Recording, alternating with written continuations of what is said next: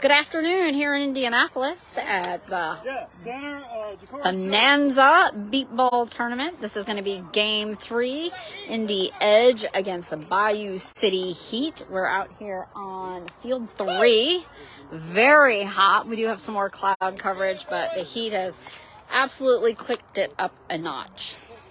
Indy Edge and Bayou City Heat both come in 2-0 on the day. The winner of this game will lock up a spot in tomorrow morning's championship game opposite either the Philly Fire or the Indy Thunder, who are playing on Field 1 as we speak. We'll keep you updated on that game.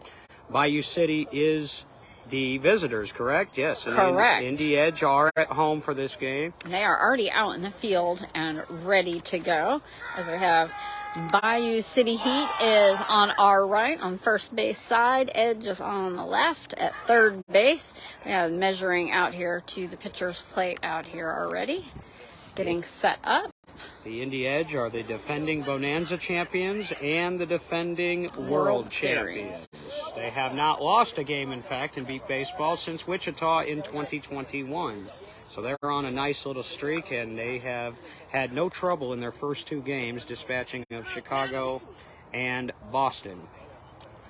For Bayou City Heat, they've got a smaller roster, but what they have brought today is a lot of their power and talent. Tanner Gears starts it off. He's their leadoff hitter, and for the rest of the Bayou City lineup, Rosina?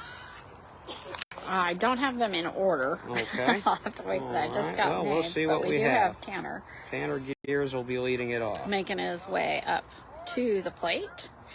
He was inducted into the NBBA Hall of Fame last year in Beaumont, Texas. He's getting ready to put some shingle. What does it say what he's putting on? Talking to the ump here a little bit as we have a couple pitches in here.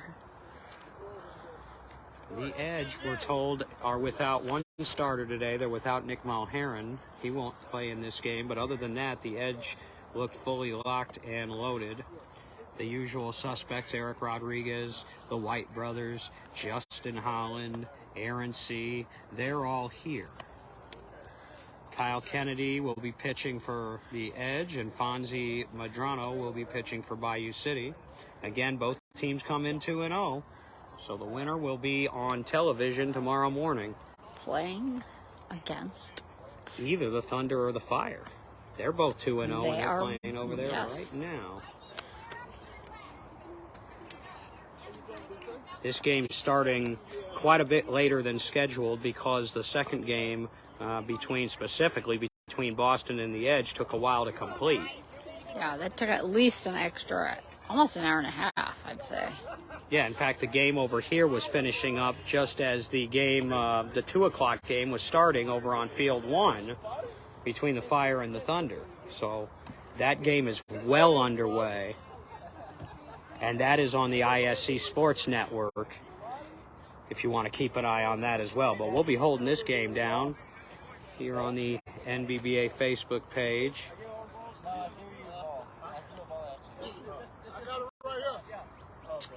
We don't have the setup we had earlier. We are standing for this game, but we'll do the best we can. Absolutely. Just got a little bit of crowd cover. Indy Edge are on the third base sideline. Bayou City Heat are on the first base sideline. Fonzie doing a few hops out there at the pitcher's mound from foot to foot with his red shoes.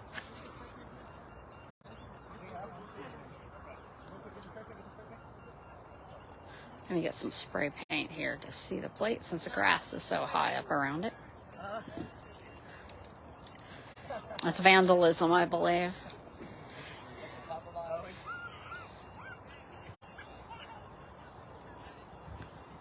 Fonzie making a straight line out at the front of the home plate and out to the edges. And we're about to get underway here.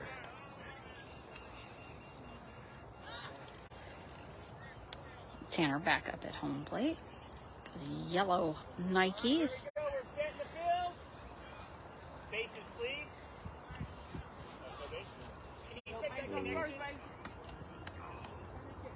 The head umpire of the NBBA, or umpire-in-chief, Jason Price, is the umpire for this game. Got our base check. I think we're ready to get this game on. And play, says Jason Price. Let's play ball, y'all. Low, almost hit Fonzie right out down the center as it's missing past everybody. But nope, one of the White brothers has it. That's Corey. That is Corey White, number 3 for the Indy Edge, putting out Tanner Gears. Wow, what a play to start the game. Good hit, better play. That was high pop out there. It just was right dead center, almost right to him. Yeah. Let's see, I don't have a number on this one. People know Corey White for his batting prowess, but he can play some defense too. That's one out, and let's see, who do we have this? What is not wearing a jersey and no number, so I'm not sure who this is. Sorry, guys.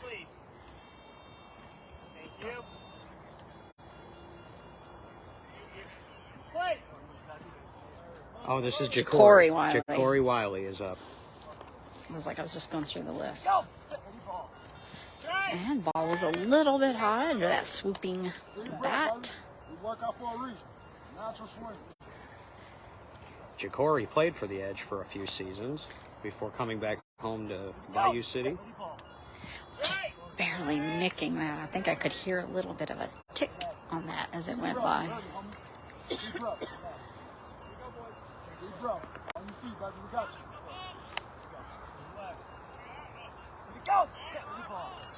And slamming out over into right field. Oh, slammed up in. Oh, he's got him out. He is and out. There's the other White brother checking in. Is that Corion? That was Corion. Corion White. So, put outs by each of the brothers, and that's 2 up, 2 down in the Bayou City first. This will bring Joe Fleeks up to bat for the Heat.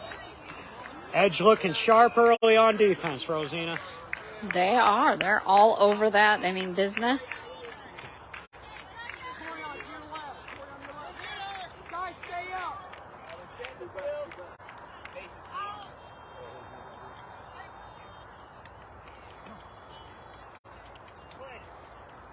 Getting Joe Fleeks up to bat. Another former Indy Edge player who came back home to Bayou City. He played for the Edge. Fleeks did for a few years. A very speedy set-ready ball there by Fonzie. Very quick cadence. He has one of the faster cadences in beat ball, for sure. And it seems to work. He's also had some of the best contact rates over his career of anybody. Slamming up, high pop-up, far center to right, past Justin's head. Oh, but he's got him. Corey again? Again. Another Corey White. Corey White deep again. And Hopping up and down. Charging off the field. He can't do any more than Fonzie and Bayou City just did with those 3 balls, but they picked all 3 of them. Just boom, like that. Pulling themselves up to bat, keeping no score for Bayou. Outstanding defense. Hustle, driving right over there and scooping it up, not wasting a second. No, and you don't have a second to waste either, and that's the difference between an out and a run, man. And Corey was clean with that last one. I have Kyle heading out to the pitcher's spot. Kyle and the Edge put up some numbers on offense last year that were just completely mind-boggling.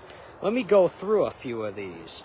The Edge at the World Series had a team batting average of .681. That's 130 runs and 191 at-bats. This is the highest team batting average at any league tournament in the era of 100-foot baselines, and it wasn't even close. By 40 percentage points over what our research said was second. They had 6 players on their roster with 20 or more at-bats at the World Series that hit above 600 and 3 that hit above 700. And, of course, Justin Holland became the first player in beat ball history to hit 2 home runs in a game, and it was the championship game, which you called. As Eric Rodriguez up with a practice toss across the plate by Kyle.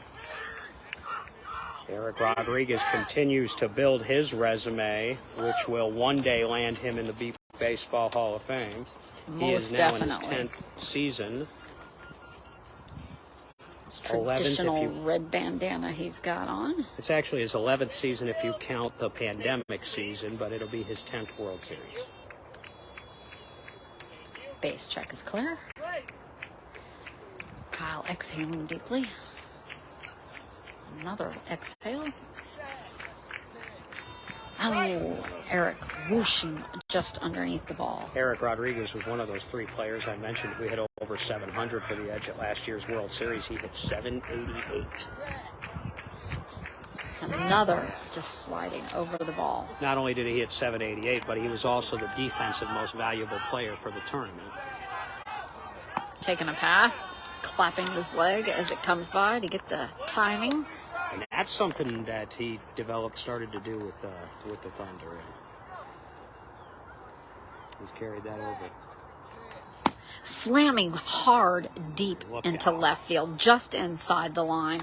That's a clear sailing, easy run for Eric Rodriguez. Putting the first run up on the board of this game. That ball was blasted to left, and if it had been a little bit higher, maybe it would have gone. But I would have thought that was a close call for maybe 5 feet off.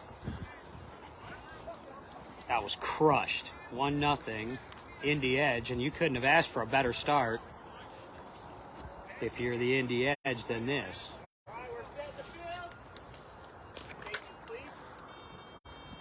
This is one of the white. This is Sixer. Corey White.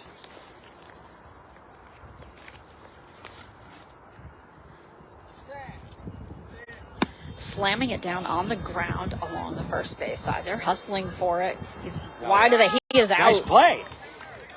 Tanner Gears cut that off. So come back to pick that off. So Corey put out Tanner in the top of the first, and Tanner puts out Corey in the bottom of the first. And now it'll be his younger brother, Corian, try to pick him up.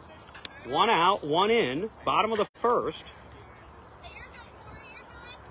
Corian White was another of the Edge players that hit over 700 last year. He hit 727 at the World Series.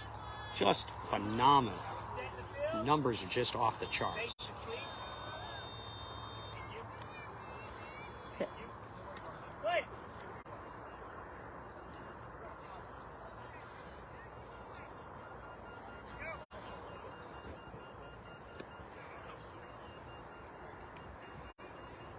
I'm ready for that pitch. High on that pitch. Hard swing, too. He was just over the top of him, but that's Kyle's aim, is to hit the top of their bat, get that air. Oh, very close.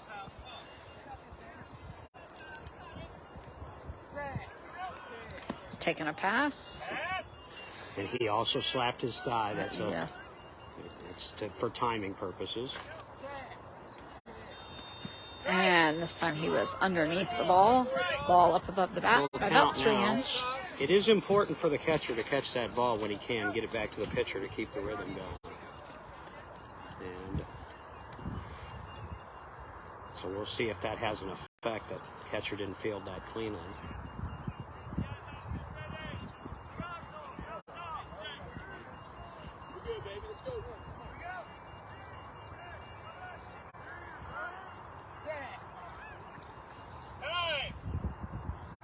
Ball slipped out of Kyle's hands when he threw his hand behind him, so the ball dropped to the ground behind him. He's getting a rag rushed out to him to wipe off the sweat. Where's that rosin bag when you need it?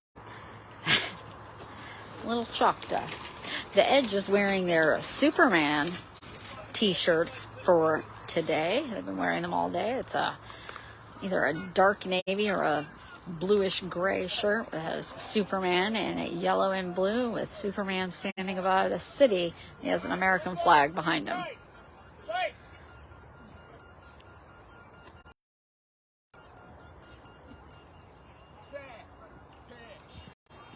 That he is going to swung be a early. strike. That was, I think, Corian jumped him a little bit, it sounded like. He was a little early on that one, maybe. So that's the second out of the inning. It's going to bring Justin Holland up to bat with his red shoes and his camouflage sleeves in colors of blue, red, gray, and white.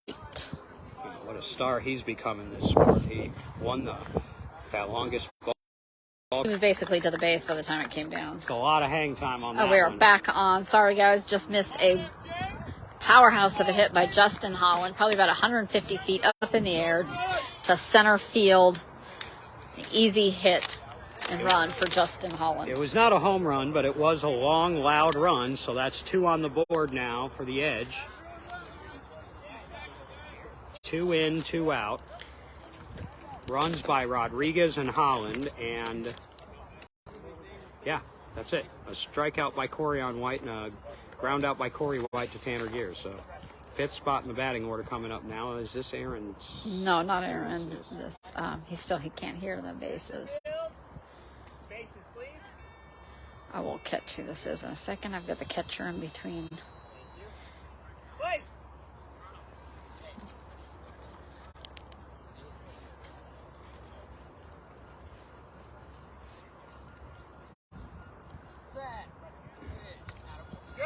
Oh, this is number 7. Sorry. Okay, Mike Jackson. This is Mike Jackson. Aaron is up next. You still feel okay if you're Bayou City if you get out of the inning right here, only giving up 2 runs. If they can get this out right here. They hit the ball well in the first inning. It's going to be a little grounder right past the pitcher. Gobbling up run. Oh, he caught his hand on his shirt.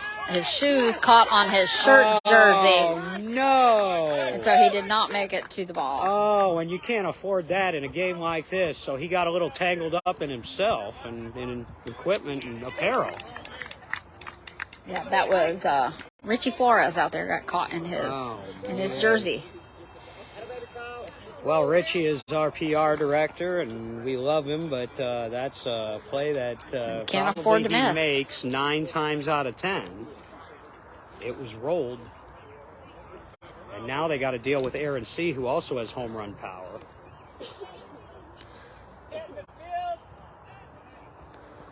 Bases, please. Thank you. Play.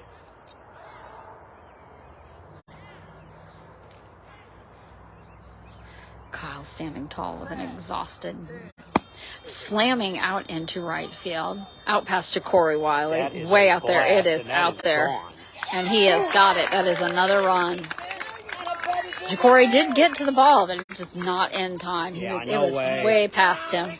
No way, and he went to right field with it too. And so that's, again, now see now that last run by Mike Jackson, now that becomes 2, and now you got Eric Rodriguez up. Let's see how many runs come in now after the play that should have ended that inning.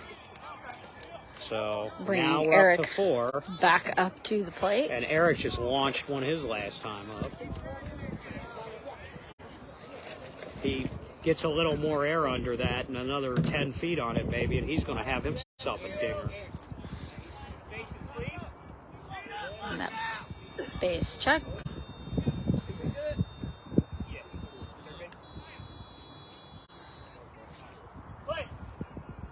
Eric giving a thumbs up.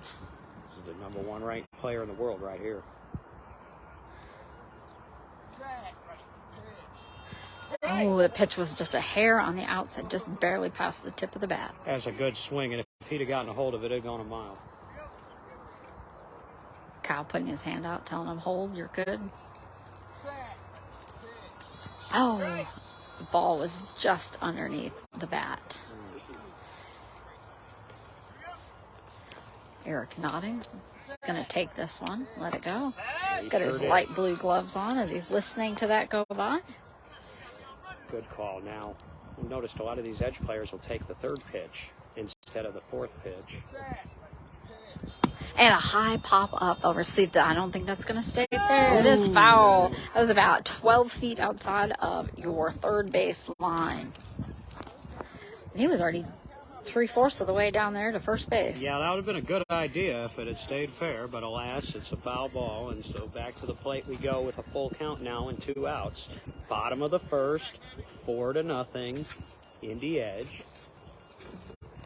And that sun is It's becoming baking us now. blistering now. The heat is on. They just turned it up. And not in a good song kind of way.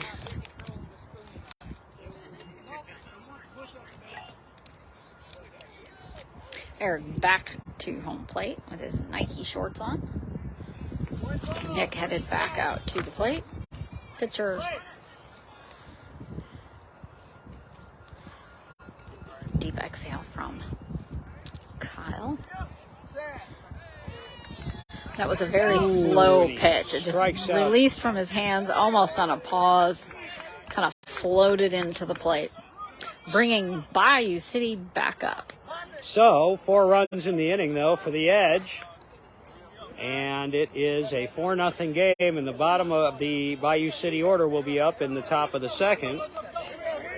They made good contact in the first, did Bayou City. They just got put out. They just had that defense on top of them and taking care of business.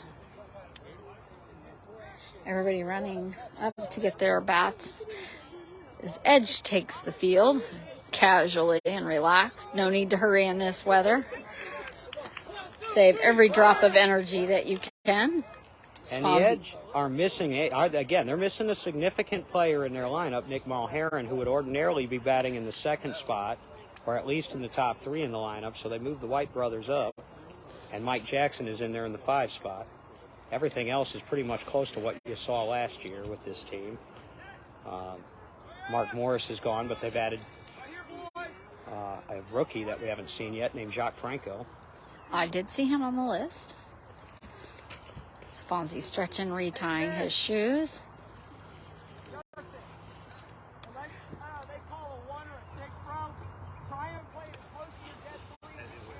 Getting some instruction from Kyle out there about number calling from the Heat.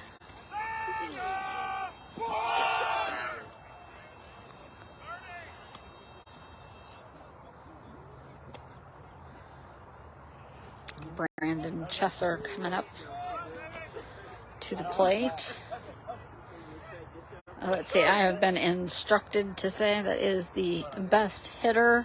Say, what was I supposed to say? That he's the best hitter in the league? The best player in the league? Let me try to cover all my bases there. Wait a minute, are we talking about Eric Rodriguez? Or? No, Brandon Chesser. Oh, I see. Well, here he is, and let's see what he can do Let's now. see if he's going to live up to all that swag talk. Get his team on the board here.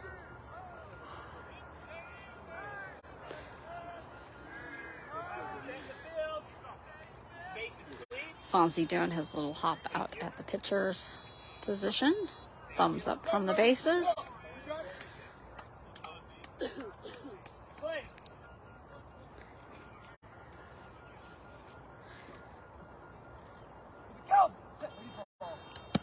Pop. It's going to be short for Brandon, popping about 5 feet out and rolling right back to the catcher. Definitely getting a taste for it there. Strong exhale. Even swing of the bat.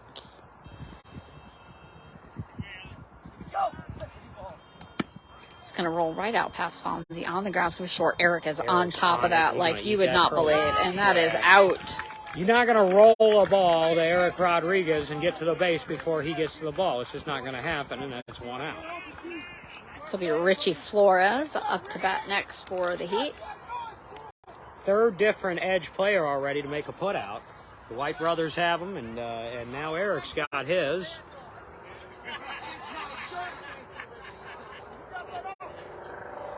Eric. And now Ricardo, a.k.a. Richie Flores. He owes the Heat a run here. Kind of leaning back. The little mishap. I got a taste of it as it rolled back to the catcher. His best bet may be poke it to the right field side, maybe. Slamming it down. It's going to be foul again over on the 3rd base, just barely missing the base as it rolls past. But he didn't power it. I just feel like no matter how hard you hit it, if you hit it anywhere near the ground, you need to keep it out of Eric Rodriguez territory. So their best bet might be hard up the middle or try to go to right field a little bit. Although they went to right field in the first inning and the White brothers took care of it. Annihilated that. You know, it's the left hand doesn't get you, the right one will.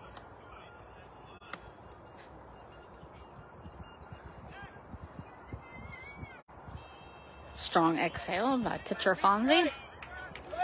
Richie back ready to bat with his orange gloves. And he's got just underneath the ball there.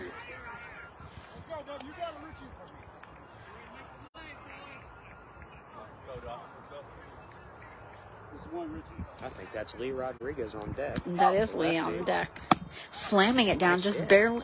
It's going to be foul. Rolled right out at the last minute. But that was past Eric. It was all the way into Aaron C. territory.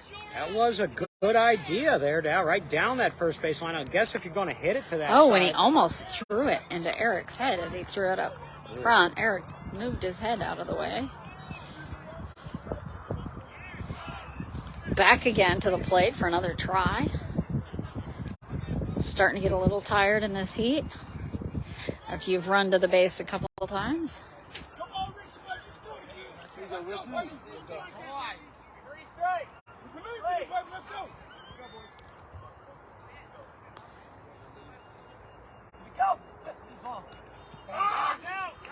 And there's the first A little strikeout anger of the game. there as he tosses the bat straight down at the plate. Fonzie's first strikeout. All the other 4 outs have come on edge putouts. And so now the veteran Lee Rodriguez Up to bat, left-handed batter. I think I mention this every time I call a Bayou City Heat game. Lee Rodriguez had one of the most famous hits in beatball history, winning the 2002 World Series with a ball to right field in Illinois that beat Oklahoma City. Walked it off. The only championship that the city of Houston's ever won in beatball. And here he is now 21 years later, still playing. Bringing that bat back up over the shoulder. Relaxed on the knees. And a pop-up over short into right field. Oh, Corion's got it. He has it. Yeah. Lee doesn't have the speed anymore to beat Corion White to that one. But again, good contact. 2 of the 3 hitters put it in play. They're just picking them up. So 6 up, 6 down. Yeah, they're just to the bottom of the second. 4-0. Edge strong. Heat heads back out to the field. Edge is already in off the field. The Edge are going to start this inning with a double dose of the White brothers. And Corey and then Corion. And then Justin Howland. Bayou City wearing their orange and black jerseys. Most of them have black pants, I think, except for Tanner has white. And most of them have on orange socks as well. And you mentioned that the Edge busted out some new ones, huh? Yeah, they got some Superman jerseys on. Nice. Superman standing in front of an American flag and a city silhouette in the background. Oh, that's so cool with the American flag. And then the Edge traditional logo with the sound bite on their sleeves. A couple tosses there from Kyle.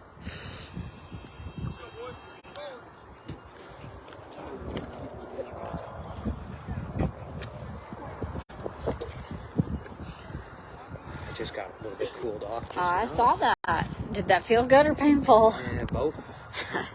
Got Corey up to bat here.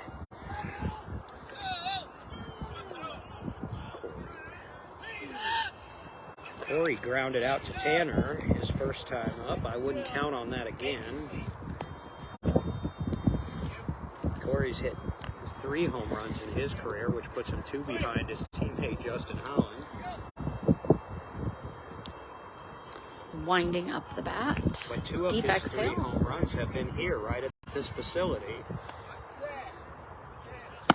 A slammer down on the ground center field. Out. It's past the Got first that. line. The second. And he is out. They got him, though. Nice play. That was Joe Fleeks. Joe Fleeks with the up putout. the middle. Nice play. I had almost given up on that. I thought that was going to go right through all of them. Good play by Fleeks. Yeah, rolled right past, is that Dennis Lynch out there? Dennis Lynch for the Heat. And Joe picked it right up. So let's put brother Corian up to bat, see what he can do. 2 at-bats in the game for Corey and 2 putouts by the opposing defense. You don't see that every day. Usually when he puts it in play, he's a good bet to score, and so is this one.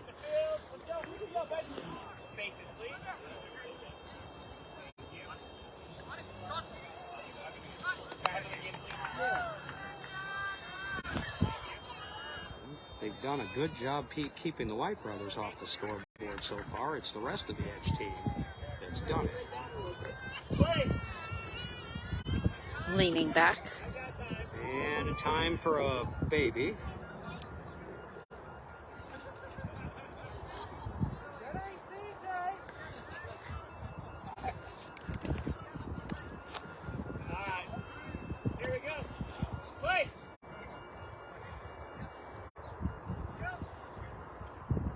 Twisting that bat up over the shoulder. It's going to be a slammer, but way foul by a good 40, 50 feet on the first base side. Heck of a hit, but way out.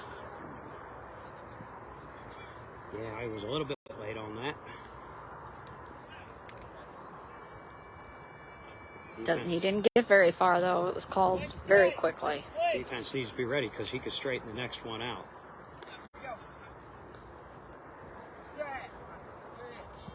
And over the top of that one, the ball was a little low. Yeah, sounded very kind of low. Yeah, I wonder if that was another slippage.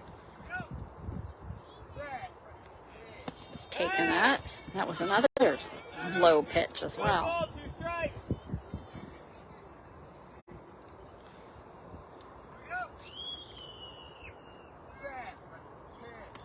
Slam it, same positioning, going to be foul about the same, out on the first base side.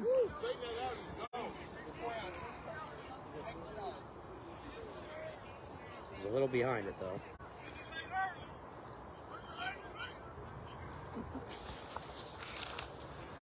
Back up to the plate. One This out. pink cleats. 1 out, bottom of the second. 4-0 the score. Repicking the bat back up from sitting in front of home plate.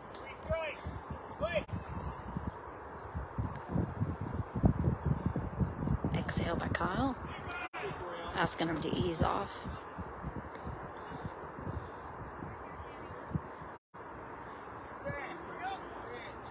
And it's going to be a little grounder, and that also is going to stay foul. Just about 3 to 4 feet inside the first baseline again. Consistently hitting in that same location. Taking a little bit longer to come back this time. He's attempted to run to the base 3 times now. Take his time. He was almost to the base this time around.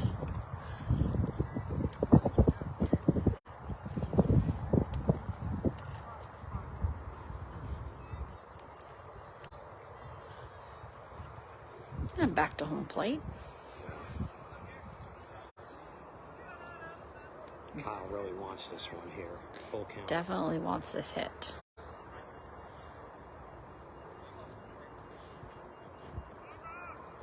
One ball, 3 strikes. Play. Re-swinging that.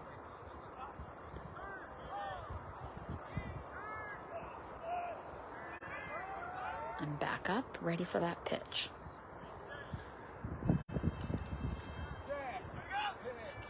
And that is going to be out.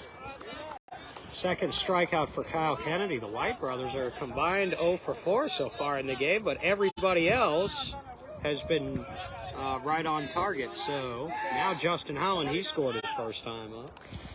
Justin up to bat. If they can get Justin here, then that's a 3-up, 3-down inning, and Bayou City's really in the game with the top of their order coming up. Justin could turn one around and put two on the board if he really gets into one. If he gets his teeth into it, it's very possible. Sure. It's not a far thought at all.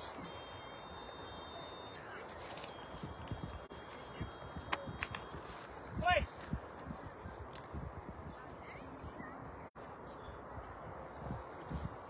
All set up ready, shrugging of the shoulders.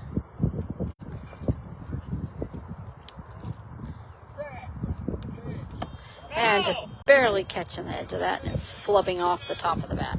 He was right there. Play strike. Play. Let's go, baby. Let's go, Kyle.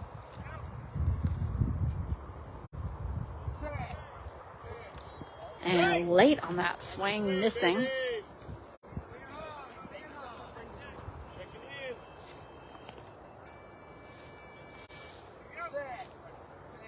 Taking that pitch. Point ball, 2 strikes.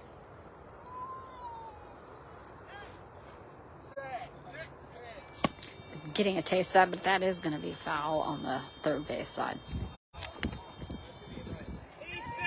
Ooh! That was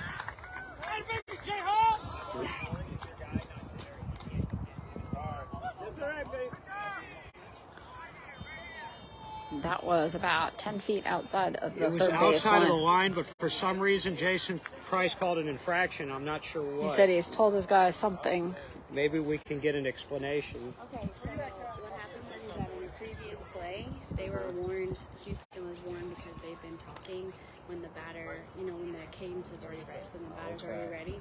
So they were warned, and so they just did it again, and so now it's over. All right, our scorekeeper says cadence talking during the cadence of the pitch is what Jason Price called that a run, even though it would have been a foul ball. He had warned them about making noise. You can communicate on defense before the pitch, but once the pitcher says set, you gotta be quiet out there. Now but I guess are they still discussing? Yeah, the ump is out there talking to Tanner Gers, and to Fonzie is standing out there listening. Okay. And Jason is explaining to Tanner This is the interesting. issue. Because Tanner also played a season with the Indy Edge. Bayou City's got several players who, for at least a season, played with the Edge. So there's still some discussion going on over this call. They're saying they can't hear Kyle's cadence out there. Kyle's cadence sounded loud enough to me. I'm not sure how they can't He hear. is also facing us, and they're He behind is. him. No, that's true. That's true, but that's also the case in any game. That's any pitcher, yes. And So this will bring Mike Jackson up to bat for the Edge. So I think they're counting that as a run, correct? if Mike Jackson's up to the plate, then yes, that's okay. a run. So now it is 5-0. Mike has his flash socks on, actually. Superhero flash socks with his blue shoes.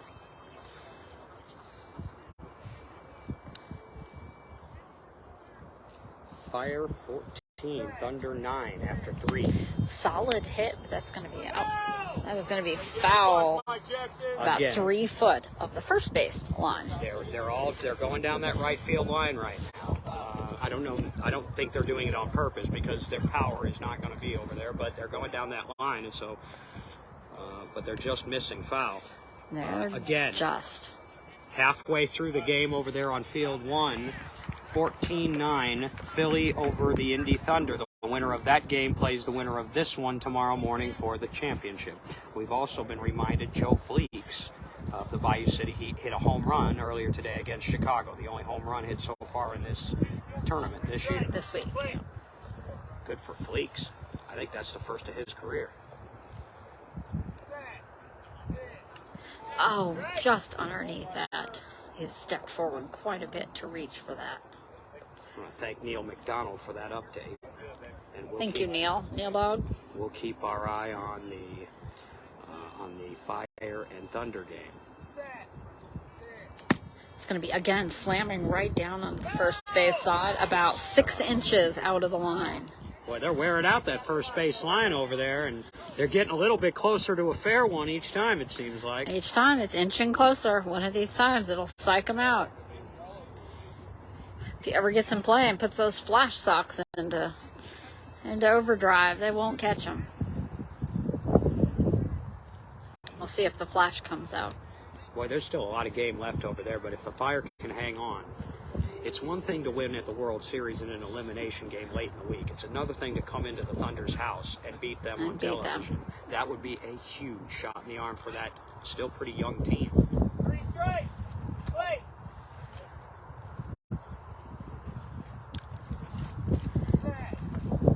Taking it easy and a pass on that pitch. So now the count runs full. Still 2 outs.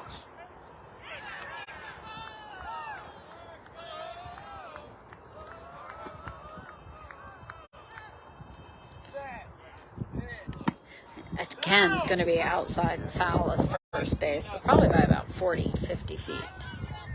He's adjusting his socks. He's got an itch on the ankle, I believe. Getting a little tired of coming back to the plate. Trying again. He does have Aaron standing up behind him with Superman socks. So we got Flash socks and Superman socks.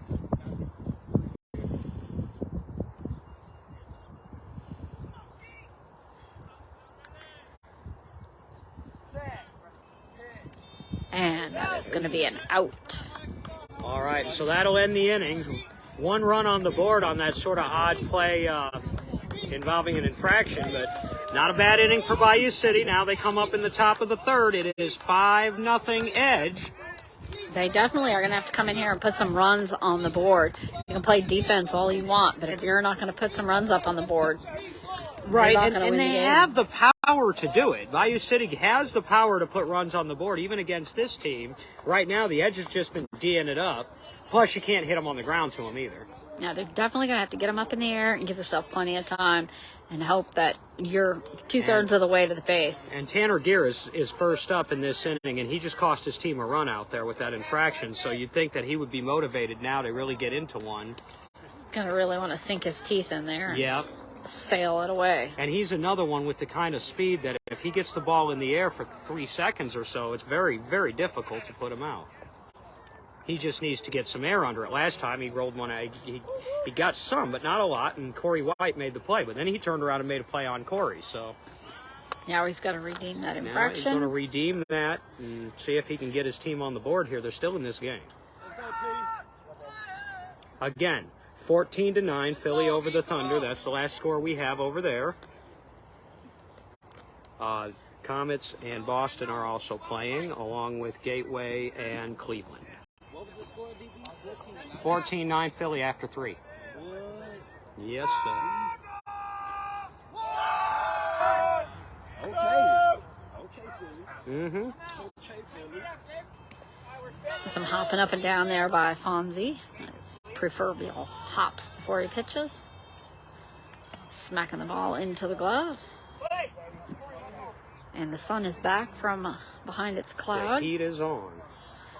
And not just the Bayou City heat. And smacking it down on the ground behind Eric as he rushes for it. But he's still got it. He ran incredibly, beat the ball down there, slid behind it, even though Aaron C. was right there to grab it and had that out like in lightning.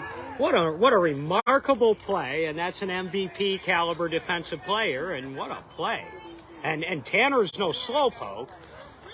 He was all over that ball. He took the right angle, and he takes what Kevin Simpson and some of it he used to call the Z-axis angle, where he diagonals over and back toward the line and things like that, and he does that better than anybody. He's going to bring Ja'Cory up to bat for the Heat. Now that's hard luck there for Tanner, but you're just not gonna outplay that when it's on the ground with Eric. That was awesome. He's got amazing ears because that was also the side of the field that the base came out of. So Tanner's running the third base and the ball is going that direction, and he still was able to track it. Pop up, it's going to come foul right into Jason Price's hands. tossing it back to Fonzie.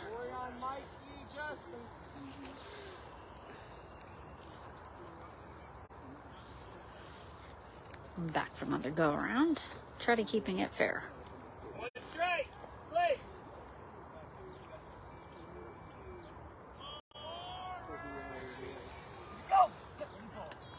And swinging a little early. This is going to be a strike. Strike. Definitely the Bayou is desperate to get on the board. Jacory actually played against some of these guys in a championship game in 2018 when Bayou City made it to the championship game, and they were one of the few teams in 4 or 5 years to beat the Thunder with Eric Rodriguez and all the White brothers, and Jacory was like 5 for 6 in that game. Oh, now almost hit Fonzie. It's right in the center, but Eric is over there gobbling it. Oh no, he lost control of it, but he missed the base. Oh man, he gave it to him anyway. Okay, so Eric did get him out. Eric lost the ball for a second, but Jacory missed the base, which allowed Eric to recover. To recover and nail it. Oh man, so both. He caught that about 3 seconds after he dropped. Not even, like maybe a second and a half after he lost control of that ball. Eric records a put out even when he gets lucky there, because if Jacory hits that base, that's a run. Yeah, if he would have hit it the first time around. That was a new, yeah, that's a new one. Top. Sorry. That's her job, but Well, yeah, because they're missing. Yeah, top of the Drink. top of the third inning.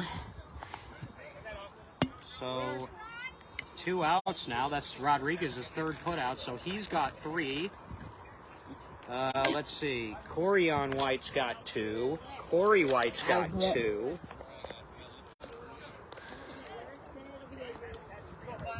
I think that was 2 for this. That's 2 for this inning, yeah? Yeah, I think that's 2. It is, and now Joe Fleeks. Yes, Joe Fleeks would be up to bat. Joe Fleeks, who we just found out hit a home run. I actually did not know that. I was not told. Did not know that either. We were. It's got to make you feel good. He's up there pumping everybody up.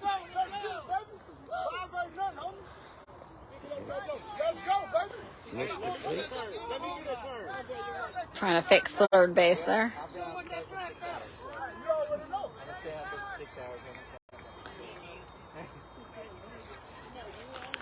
Gonna go replace third with the new base.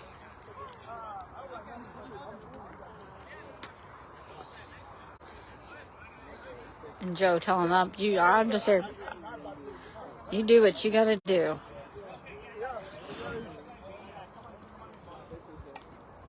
We're pulling everybody in while they change this to get them out of the heat. Uh-huh. And that's a good idea, too. Conserve energy, conserve all of that. It's not oppressively. This isn't anywhere near where it was, I'm sure, in Beaumont or even in Wichita, but it's probably 90. It's still wear and tear. Yeah, It is not hot out here. It feels degrees great out here. The weather is beautiful. This weather is beautiful. You heard it from Brandon Chesser. We have. So,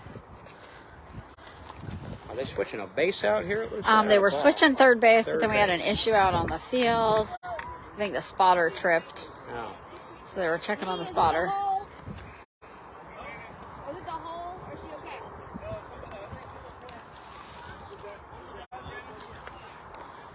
Oh, no.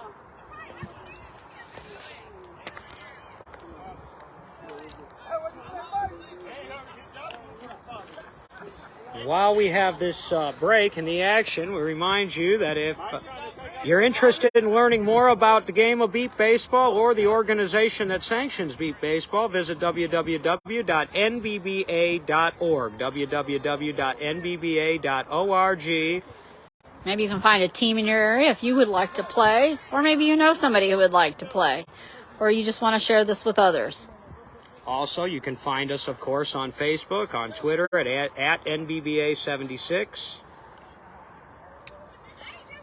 You can join the Beep Ball Nation Facebook group, where a lot of games are live streamed and a lot of information is posted and published. Check us out on any of our platforms. The And world, even one better step, donate. Or come volunteer. We always can use volunteers. This game would not be possible without all the volunteers, whether it's bringing water to the players, keeping track of the bases, helping watch the balls out in the field. It takes a lot of volunteers to help put this game on. Just come help out and participate. the Still World Series of Beep Baseball for 2023 will take place from July 29th through August 5th in Norman, Oklahoma. Home of the College Softball World Series, which is in full swing right now. So we got a replacement at third base. It doesn't sound much better than what we had. Maybe it will make it through the rest of the game. I got a chance to catch a little bit of the College Softball World Series, not much of it. I got a chance to watch Tennessee knock off my Crimson Tide. I don't know what they did in their second game. I think they played either Stanford or Oklahoma. But that's going on in Oklahoma City right now. Norman, just down the road from Oklahoma, just south of it, the home of the University of Oklahoma. Sooners. We will be there in about 1 month. No, month and 3 weeks. It's right around the corner. Won't be long now. In between now and then, we got several other tournaments. We'll be in Bolingbrook, Illinois, outside Chicago next weekend for the Bolingbrook Beep Ball Bash. That's an 8-team event. Both of these teams, in fact, will be there, the Edge and the Heat. Along with others, we'll get our first look at the San Antonio Jets this year. They were runner-up last year. Getting everybody set back up on the field. We're ready to get back.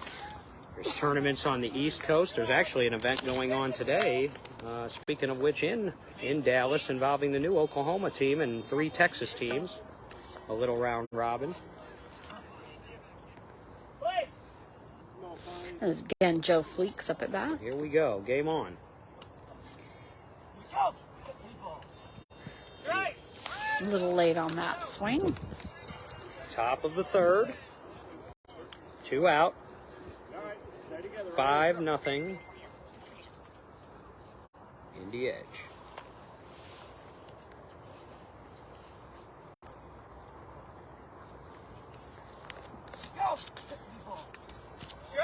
And that is going to be another strike. Swinging right past that. Update, Thunder coming up in the in the bottom of the fourth, 17-9 now. Philly Fire extended the lead. They said Miguel Tello's playing for the Fire, and he is picking up balls. I don't doubt that for 1 second. This powerhouse slop over into left field, just past Aaron. It is way out there. And he is safe. That is going to be finally putting the Bayou City Heat on the board. Joe Fleeks, way out there past Aaron C. He was hoping for another home run, I am sure. When he's on, he can hit as hard as anybody on this team, and he has been on today because that ball was scolded by that left side of the defense. Eric really had no shot at it. Aaron C. had a shot, but maybe not a very good shot. And he was a running for it. Bringing Brandon Chesser up to bat. Now that the Heat is on the board, it is a 5-1 game. And they've got to get that ball up in the air so they can get to the base.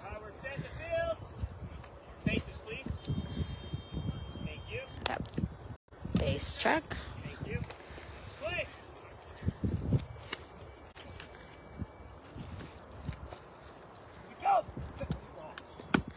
Popping down just past the pitcher. Eric is all over climbing up to that. And he's got him out. Nice play. Brandon grabs the top off of third base and tosses it in the air. That will send the Bayou City Heat out to the field. Was that Eric on that last put out? Yes, that was Eric. So I count now 4 for him on the day. And we head to the bottom of the third. All right. But Corian was right there with him, but that was Eric with the 5-1. credit.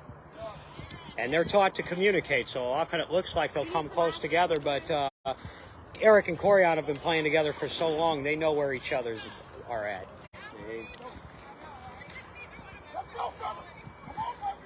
Joe communicating with his team. Let's get out there. Let's go. Get out there and hold them to it so they can come right back in to add some more runs up.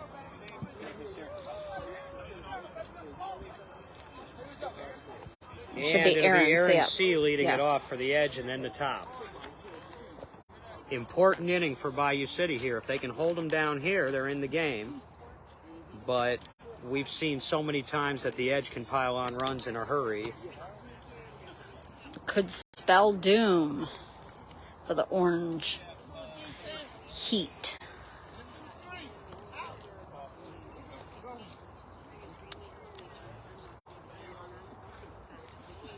Aaron coming up to the bat with his Superman socks. There's a couple sets of Superman and Flash socks. See, Corey also has Superman socks.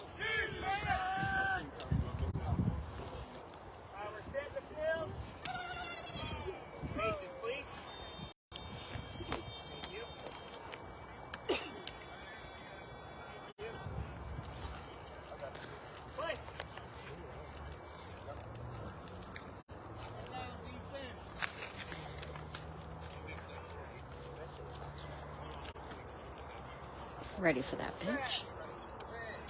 Nailing it down on the ground, bouncing up at Kyle. They're not even near. He is safe. I wonder if that ball, they didn't seem like they reacted well to it, did they, They did Rosina? not. They acted like they were a little. First they didn't move, and then finally number 13, Well, it's beeping. Dennis, went towards it, but I think it might have been like down on the grass or something. It was on its speaker. It's not the loudest ball in the world to begin with, and they just act like they couldn't hear that. Either way, that's a live ball. The run counts. 6-1, and now bring the top Eric. lineup. My goodness, Not a spot you want to be at with no outs. Please. Thank you. Thank you. Play.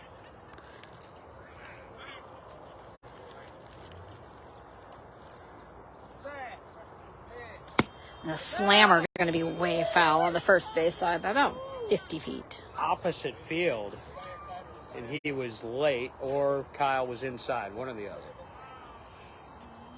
That was clubbed, though. Anyway, It was a loud thwop. here's another interesting tidbit from last year's World Series. Neil McDonald, if he's listening, he'll love this. The Edge played the least amount of innings required to win the World Series since the 2009 West Coast Dogs. Go Dogs. Ooh, ooh. That was the year the Dogs won it in Stockton, California. And I don't think that anybody played a full game with them. I think they 12-runned every team they played in that World Series. Kyle's telling him to take this one. Kind of leans into it, slaps his leg as it goes by.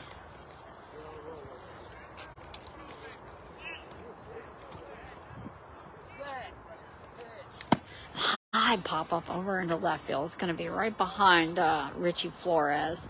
Nobody is It's over in there. no man's land. That's just a good placed ball. You got it over Flores' head. And why And wasn't Brandon was over a little closer towards center, and so he had to come quite a ways. And it was up there. That was a good 180 feet up in the air. So had some hang time for sure. by the time anybody got even close to it, he was already at the base. 7-1 now. Nobody out, bottom of the third, and this is danger time for the Bayou City Heat. They need an out. They've got the White brothers coming up who are due. Neither one of them has scored yet today. So this is going to put Corey up to bat. This is going to put enormous pressure on the Heat defense here. You know Corey wants one. He's tired of hitting ground balls. Just standing there very at ease. We do have some cloud cover for a few seconds. Still waiting for third base. It's very faint.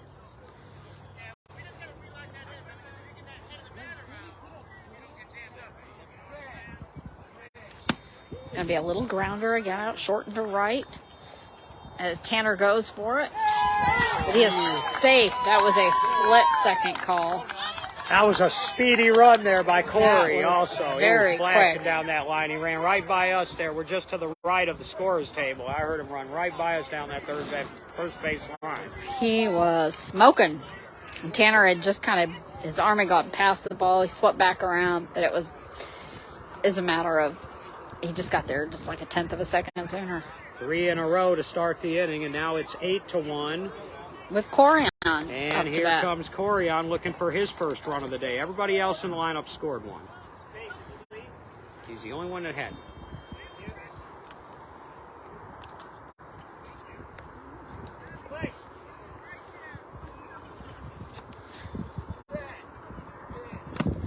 That's going to be a foul ball right over to the Bayou Heat bench.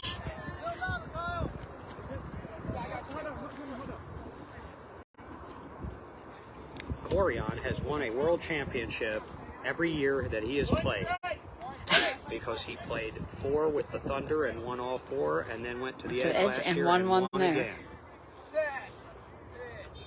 I think I got a drop. I think he's the only one now in the league that can claim that. Although, to Zach Bueller's credit, he didn't play last year. Correct. When the Thunder finally didn't win it. It's just on the outer edge. I do feel some drops, though. That could change the complexion of this game in a hurry if we get some rain. It's very... taking a pass. I don't think it'll be much. It's a small gray cloud.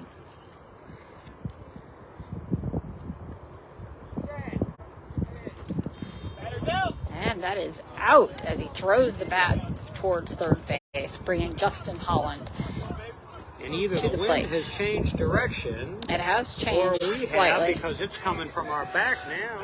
It's blowing out. Is that It a has strikeout? changed. It was. That was a It was. strikeout. First out of the inning. Boy, Corian White 0 for 3. I don't think I've said that very often in my career. Corian 0 for 3. Yeah, he was not happy whatsoever.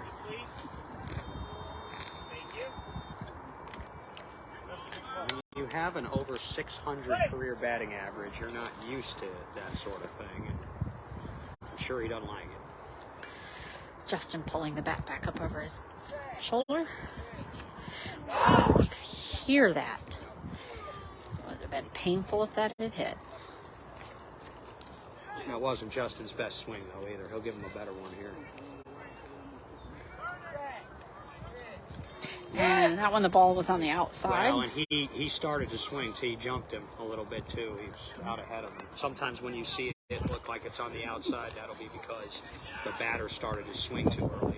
And the reason I know that without seeing it is that Kyle told him he did. Definitely a few more That raindrops. was a big one. That was the first one I felt, but it Gotten several now. thought for a minute a bird had got me. Yes, so close. No lightning yet, folks. Absolutely God no lightning. willing, but we've got some fat drops coming down here. Which actually is quite cooling.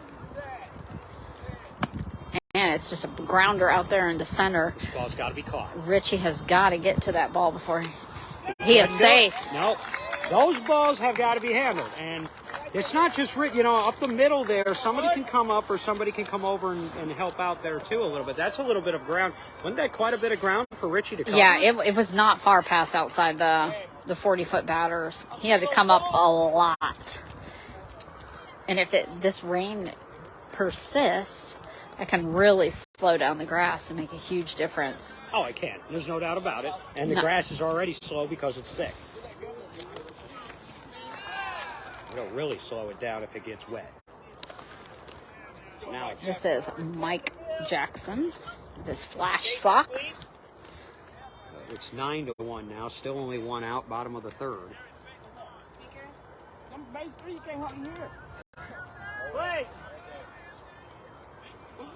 Mike laughing a little bit. And exhale before bringing that bat. Pointing it out into center field. Back up over the shoulder.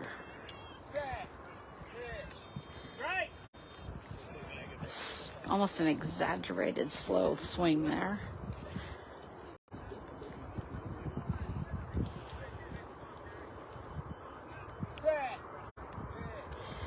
And the ball just a touch underneath the bat.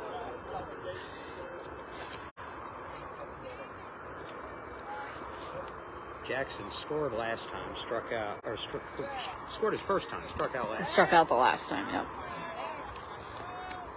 Because he was the last out. Because Aaron was up at bat first this inning. At this point, the Heat will take it out any way they can get it. Anyway. It's just outside the first base line, and that is going to be foul. Tanner somersaulting to try to get to it, but it is called foul.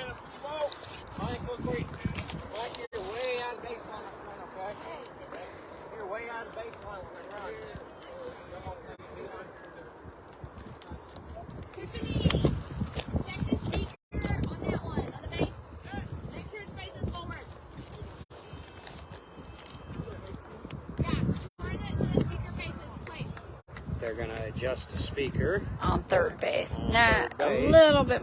Well, it's better than it was. And it was angled out toward the pitcher more than the batter. There was also some coaching going on with Mike Jackson because he was sort of offline on that base run, too. Although it didn't end up mattering. They want to straighten But you never know if it will. It might on the next swing. And it's going to be a little grounder over there to Tanner. Popped right through his hands, though. And nope, they're not going to make it. He is going to be safe. That's an error, and they've got to be clean now. We've seen it on both sides. We've seen one from him. We've seen one from Richie. We saw that one up the middle there. And so now the ground balls are getting through, and now it's 10-1. And what that does now is that assures you that Eric's going to come up to bat again this inning, which isn't what you wanted. Is that 10-1 or no? I have 10-1. I have 9-2. 9-2? No, 10-1. I could be. Because it was 5-1 going to this inning. I gotcha. Yeah, I clicked the wrong one there. And this should be Aaron C. This is Aaron C. Yeah. They are 3 runs away from a 12-run rule here. This and swinging early on that. C likes to pull the ball. He is a very good pull hitter. Now, he can hit to the opposite field, but his power is to dead to left. The home runs I've seen him hit or come close to hitting have been in like the 1-2 zones on the third base side. Oh, it's a slammer way over far into left. Okay. Probably almost 80 feet out. Now, what did I tell you? Now, see, now he was a little early on that one, but that's where his power is, and that's where he wants to go. And that's where I've seen him hit a lot of his farthest balls. Now, sometimes they'll be foul like that one.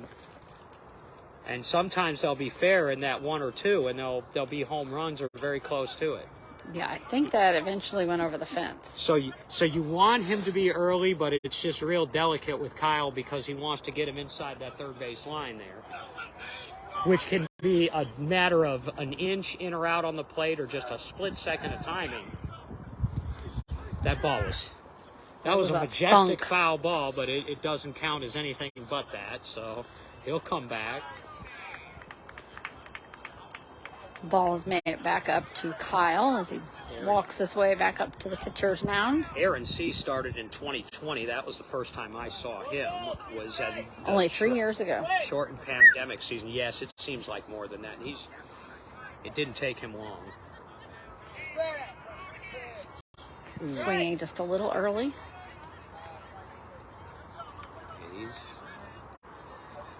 You know what they're trying to do, and if I'm there, yeah, you got to move Chester all the way over. Yeah, and he's not over there. He needs to be hugging that line. Yeah, he should be. I would rather give one up the middle than. And again, an early swing, and he is out. Struck him out. Now that's the problem, though. Sometimes he'll go to left, a little bit too much there, foul, and then end up clean swing and missing. But I like the idea. No, that's 2 outs. That's 2, dude. That's only 2. Listen. Yep, 2 outs. Sorry, guys. I'm supposed to be in the booth, but we don't really have one, so I'm kind of trying to help out. And now 2 outs, and Eric will come back up to bat. Eric at the plate. Corey in the batter box. Heat resetting back up out in the field.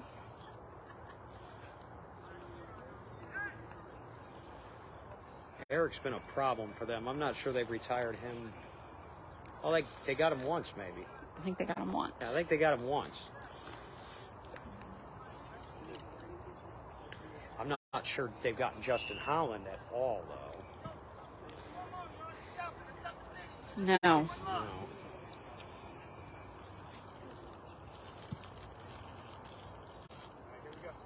Set in the field. Bases, please. Thank you. Play.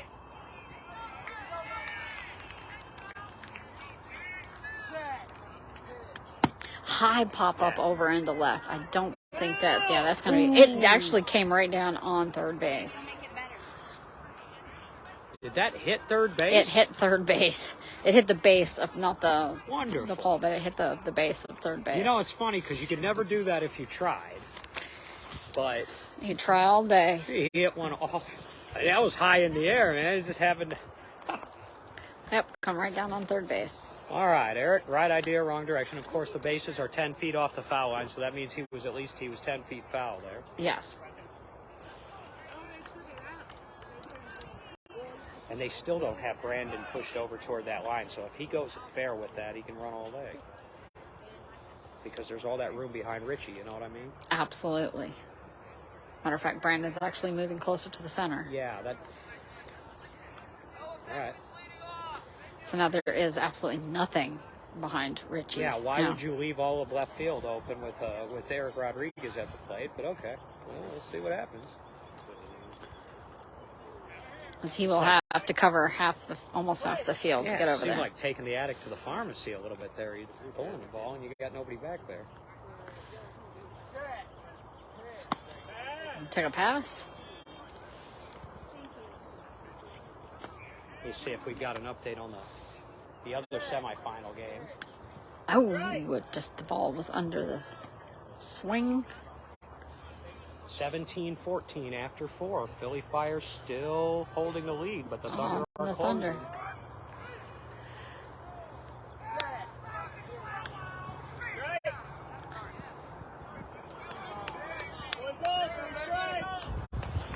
This is it. He's got to get a taste of it here. Eric, a good 3-strike hitter. And there it goes, and right out into that pocket. There it is. Left field, and there is nobody there.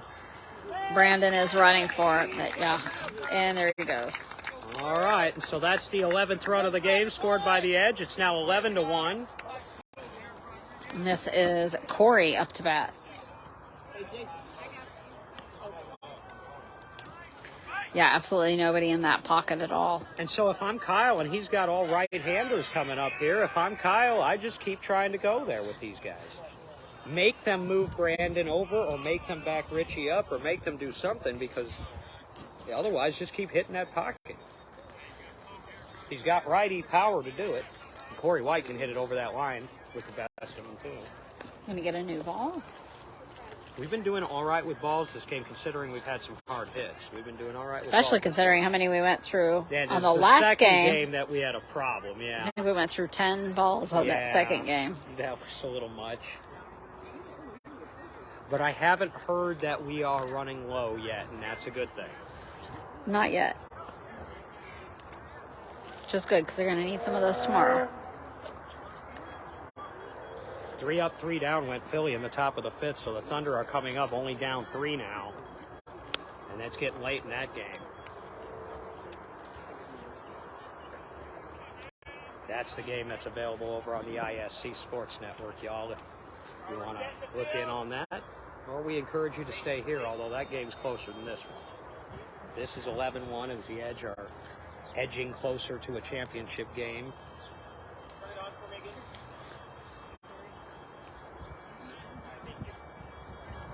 Play. I couldn't even hear the third base. I'm not hearing it very well either. Let's see if they turn on first to make it easy for him. They did. Oh, I'm horrible. That was right in front of me. That was right in front of us. I was going to get it with my I had to foot. reach 3 times before I found it. This is why I'm in the booth and not out there playing anymore. And a high pop-up. But watch out, little kids. It's probably about 50 feet foul of the third base. But you see what they're doing now. They're all early because you see they've got that whole left side is kind of. They got that pocket. They're just so, hoping to hit it in there and have a free reign. Yep. Because if they hit it there, they can just pretty much ease right on to whatever base they need to.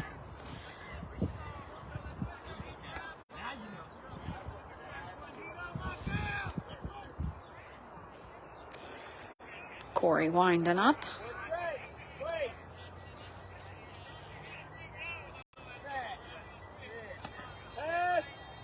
I know what I would do. I would take Jacory, move him and stick him right behind, off of Richie's right shoulder. Gonna be a pop-up right here behind. Well, Brandon has moved over a touch. He's not as far into center now. Well, that's good.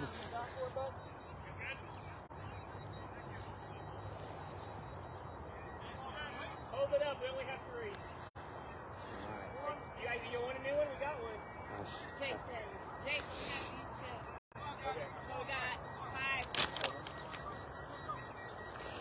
5. I spoke too soon. That's the first time I have heard a number that says that 1 ball, 2 strikes. Low. we're getting low.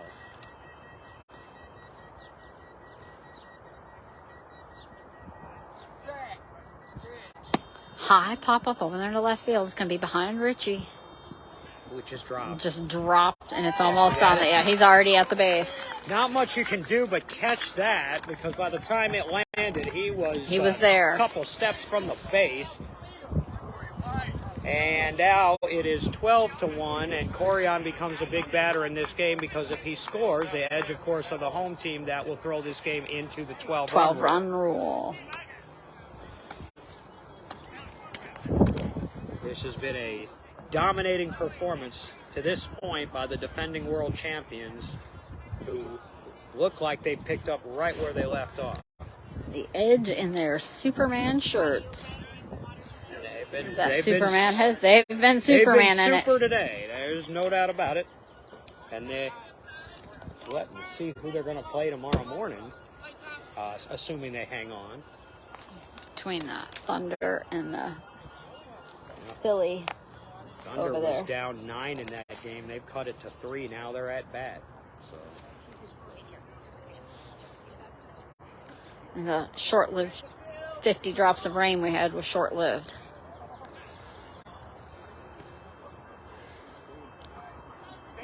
yeah, it's almost like it didn't happen. Just enough to make me know it did. Didn't take any of the starch out of the atmosphere, that's for sure. Oh, now I can hear third. Play. Set. Oh, that was on the outside edge. Just ticked it. I'm actually told the Thunder were down at one point 14-3 in that game and have come all the way back. Wow. Strike. Nick and Tuck over there. Meanwhile, Corian White here, he's still looking for his first hit. Still looking for that hit. That's the big news. Yeah. Still waiting for that hit.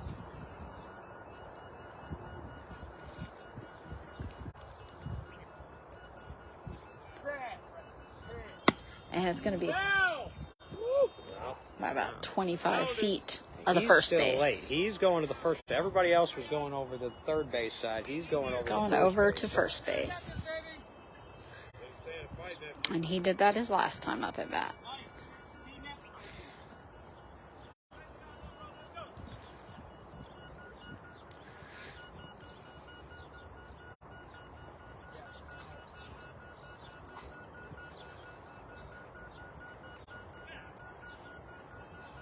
One ball, 3 strikes. Play. Winding that bat up. His red and white gloves. Set.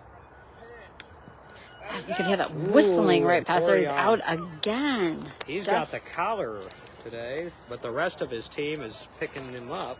And now the However, Heat we're can not in come the run in. rule yet. It's 12. 12-1 going to the fourth, so it's only an 11-run lead. 12-1.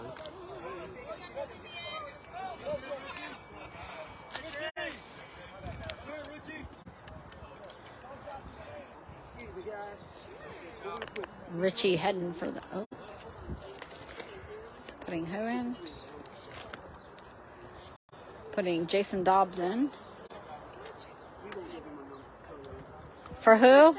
Who is he in for? Aaron. For Aaron. Okay. Jason Dobbs. Jason Dobbs, all right. In for Aaron C. As he's packing his stuff up, I think he might be heading out.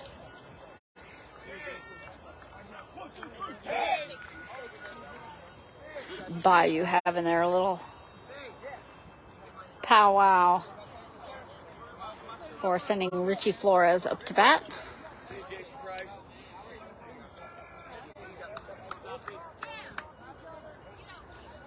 With no bat.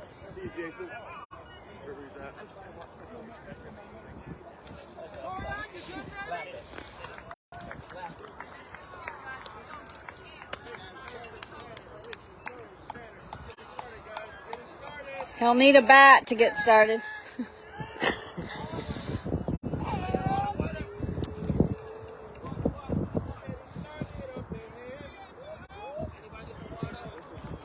Oh, Richie having his bat brought in as the edge finishes setting up out in the field.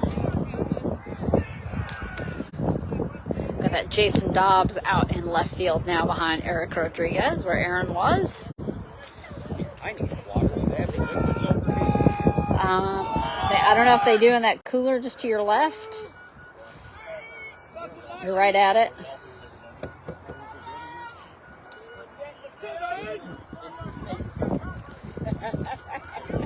There's cobras in there.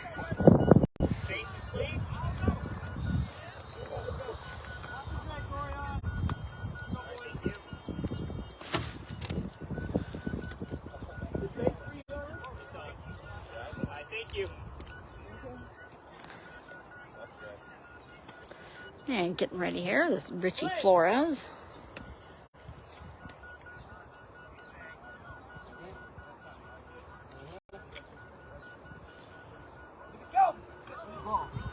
And a smacker down into the left field, but that's going to be foul, just about 3 foot outside of third base. So it'd be 13 feet out of the line.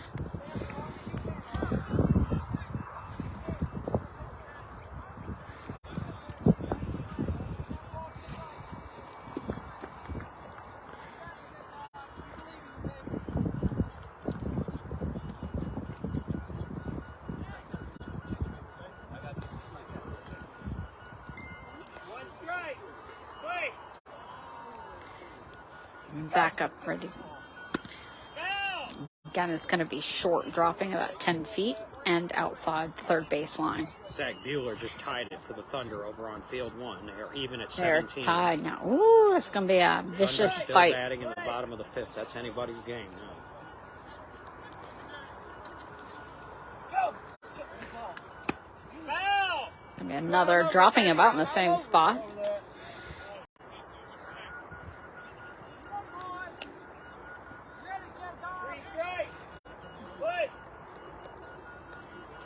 A little bit of correction from Ponzi there.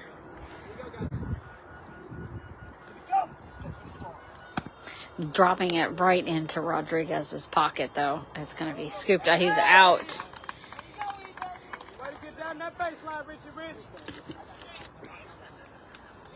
And that's the benefit of having Eric Rodriguez, is that he's not going to mess those balls up. He's not going to drop them. He's not going to miss them. Just He might make scoops that one right error up. a season over there, and it'll be in a game that doesn't matter or something, you know. We'll bring Lee Rodriguez up to bat for the Heat. And not only is it his athletic ability and his ears and his sports IQ, but they say the greatest abilities are availability and dependability. And, you know, much like Michael Jordan or Cal Ripken, he hardly ever misses a game. I think I can tell you, even when he's been Extremely sick, dependable. he comes out and plays.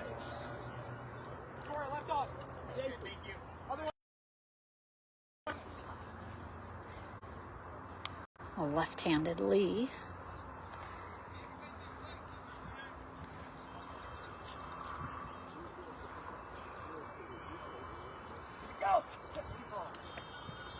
Swinging just a little early, all the way around, almost knocking himself over.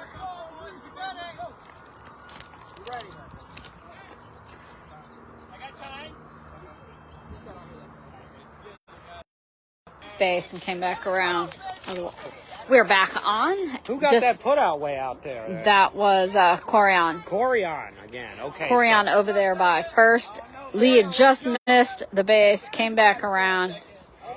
If he would have caught it the first time, he would have beat Corian there. Brings Tanner back up to bat. Oh, it's twice now when we've gone up, we've missed good hits. Yes. Justin Holland one, and now this one, where they were super close. But that's an out, and so that's 2 outs now, and they need this from Tanner. Otherwise, it's going to be an 11-run lead going to the bottom of the 4th, and they can put this to bed. Tanner is 0 for, you know we'd like to change that. The one Bayou City Heat run was scored by Joe Fleeks last inning. That just needs to be eliminated. Got to play. That's crazy.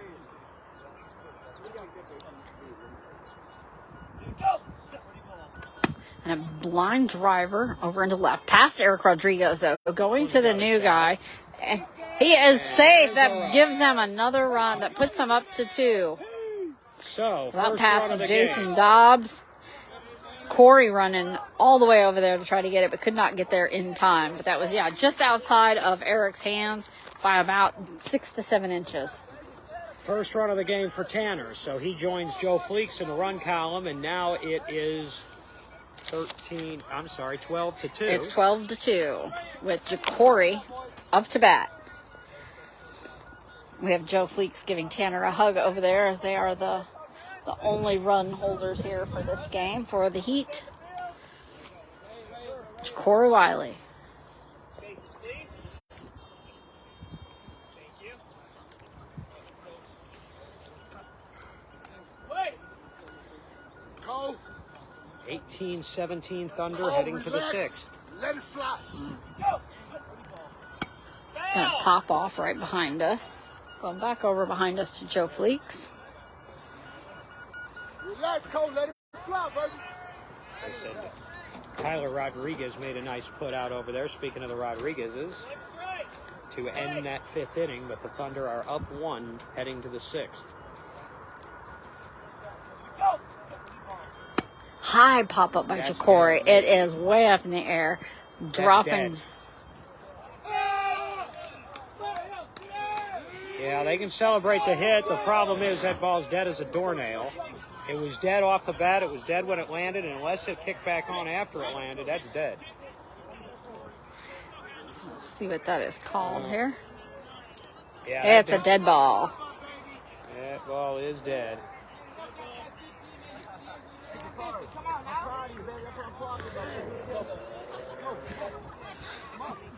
Ja'Cory back to the plate, as that is a dead ball call. It was a wonderful hit, though. Had lots of air, lots of time.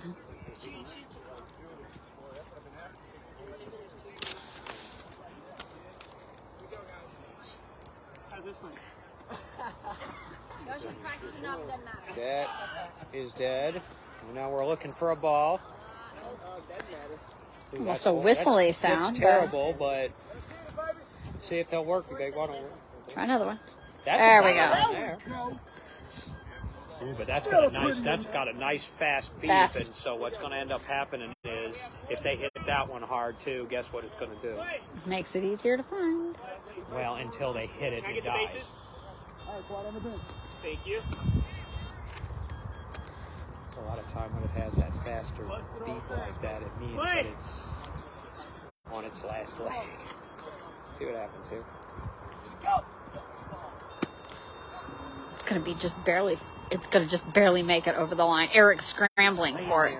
He is safe. Oh, he beat it out. Oh, Oh, Eric, very angry, grabbing the ball to beat it into the ground and then toss it back to Fonzie. Right on the line, and Eric thinks he should have made that play, and I don't blame him for thinking that, but that's tough, man. That's a long way to go with a guy with speed. That was like one and a half inches off of that line. He was as clean as he could have been with it, I think, but I know the feeling, man, having played that position too, man.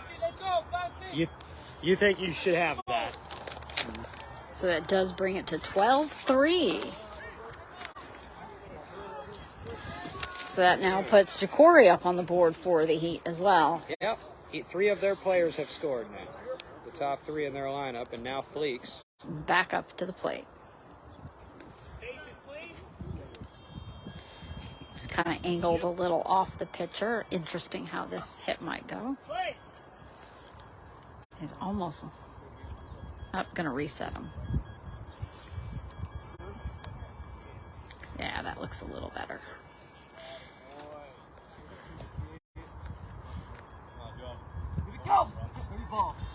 Man, almost nailed Fonzie. It's right up back there. It's going right straight into Corey, but he's got it. He just reached down. It wasn't even against his body. Grabbed the ball and held it up in the air. Nice play by Corey White. That's a few putouts now for him in this game. Most unusual, it looks like. The Edge have found a new weapon, and it's Corey White on defense. He just reached down by his feet, grabbed that nonchalantly. No deal at all. So that brings Edge in to their base to get some hydration before going up to bat. So going to the bottom of the 4th now, the Edge are going to need 3 runs to get themselves into that run rule now, as it is 12-3. As the Heat put up 2, and I just got another update, so let's see what we have to see who the winner of this game will be playing.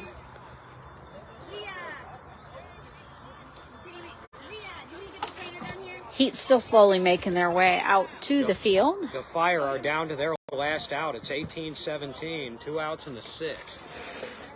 And this could be setting up what everybody locally here wants to see, which is an Edge Thunder game. We haven't had that in this tournament since 2016, the very first season of the Edge's existence, when they played in the championship game, and the Thunder won that on their way to a world championship, their first of 5.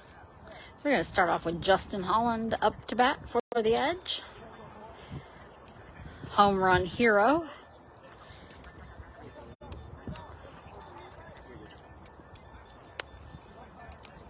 And they most definitely are playing like Superman today. This has been an impressive performance, although Bayou City's Heat's made a few mistakes too. And you almost have to play perfect beat ball against the Edge. Much like it used to be with the Thunder, you almost had to play a perfect game. Now, if you wanted a chance. Did that. Like I said, in 2018, they forced 2 championship games because they upset the Thunder in the first one. Jacory Wiley had a big game in that one. Joe Fleeks played in that one. Lee Rodriguez played. A lot of these guys played in that game. We've got a final from Field 1. Thunder came back to beat the Philly Fire 18-17. They erased an 11-run deficit. Repeat that with final score again. 18-17, Indy Thunder. So Thunder did win.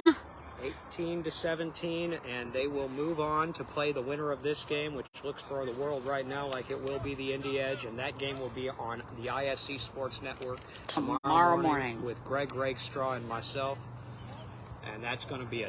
That's going to be a war. I guess I'll just say it. I can't find a better word. A war. The Ford, battles are today, but the war is tomorrow. Again, we have Justin Holland up to bat in his white, very grass-stained pants. Yeah, they're coming. And his Indy Edge hat.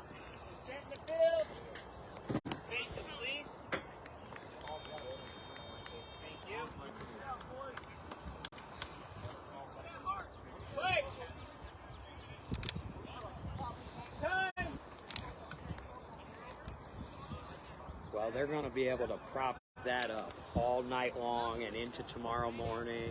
I don't know whether they're going to call it the Battle for the Circle City or the War for the Soul of Indy, beat ball, or what they're going to call that. But we'll be on shortly after 8 o'clock tomorrow morning.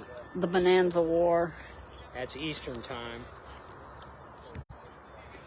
If you're on the West Coast like our buddy Neil McDonald, that's 5 in the morning. You can wake up and have an early breakfast with us. Wake up to beat ball. Ooh.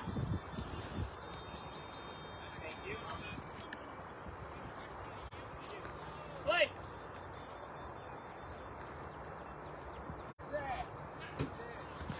Out. Tick to that ball. One strike. Play.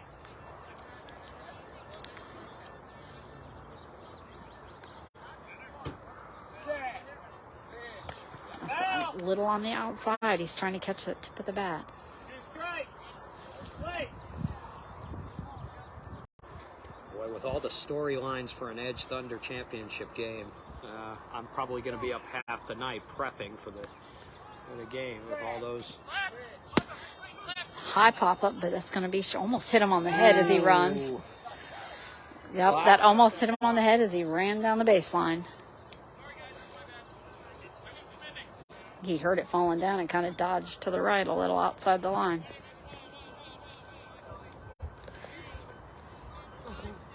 Justin with a new baby at home. Congrats out to Justin and Brooke for baby Chloe. I'd like to see him lose one right here, just for the heck of it. Just for the heck of it.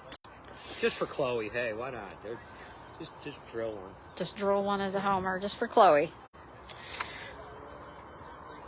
So see if we get one, we're going to say it was for Chloe.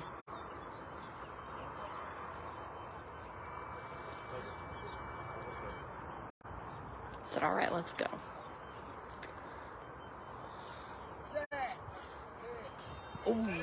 Ooh, He took a home run cut, but that'll be a strikeout. That'll be out number one. That's the first strikeout he's had, I believe, today. And this is going to be Mike Jackson up to bat with his flash socks. And white Terry headband and his flash socks.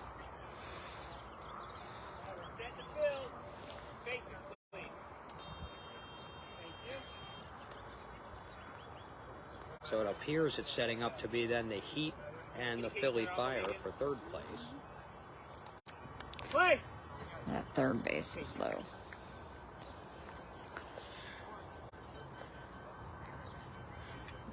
Pointing the bat right out to Kyle. It's going to be a little grounder right short over to they're not running. He might outrun that. He did. They stopped for quite a bit, like almost like it was a dead ball, and then I think all of a sudden they heard it because then not Richie dead. ran for it. Sometimes it can land on its speaker, or Yep. it can stop on its speaker. And when you've got especially thick grass like this, now in Texas grass, or when you don't have a whole lot of grass, it's not going to matter much. But when the ball is speaker down and you got this kind of grass, sometimes it can really muffle the sound. And let's face it, that's not the loudest ball in the world to begin with. It was not. They all ran for it, and then they all just kind of stopped and paused. This is going to bring Jason Dobbs up to bat for the Edge. 13-3, and again, the importance of that run there was now that guarantees the top of the lineup, and Eric will get an at-bat in this inning. Jason Dobbs ordinarily used as a defensive stopper. It's going to be a line drive over onto first, but it's fouled by about 2.5 feet. Not a bad poke over there for Dobbsy. Dobbs has been playing a while. He got his start back when the Kansas All-Stars were still rolling. Back in around 2010 or 2011. I played with him for a few years myself back in the Indy Extreme days. Jason is back to the plate. And we were extreme. Were you extreme? That was a perfect name for that team. We were extreme in everything we did, and that's why we never won a world championship, although we had a lot of fun doing it. We had a dynamic roster. We definitely had a lot of fun doing it. Some I remember more than others.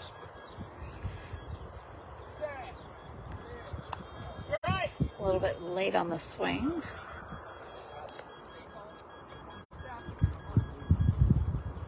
Extreme was sort of the forerunner to this Indy Edge. Well, and then a few of them went the Thunder way, too. Right.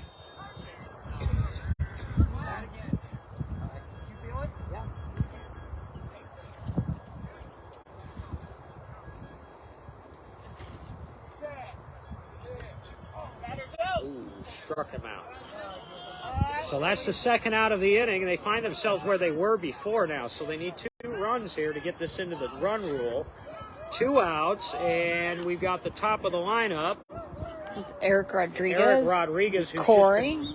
Eric's just been raking today, at least in this game. Corey's done his business on defense. He has been extremely defensive today. Him and Corey on both. Thank you. Thank you.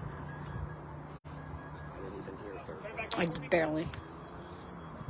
There we go. Thank you. It's like a hum. Play. Again, if you don't hear it, run that direction. Oh, that was a little bit low. It dropped right to the ground right at the plate. Eric was even a little bit confused. They're like, was that third base? He was saying that. It sounded like a base.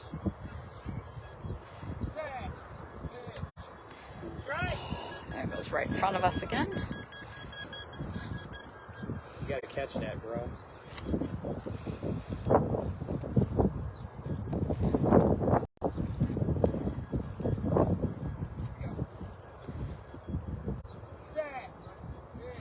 And it's going to be a plopper over here into the first base side and over by the...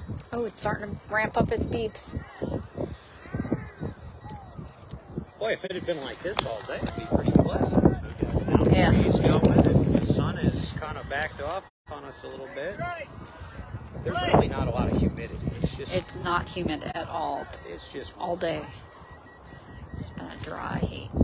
Yeah, I was very curious where those raindrops came from. It's going to be a nailer right over into left field on the ground. Richie's going to run. He is right at it. He is out. He just barely had. He did get him out.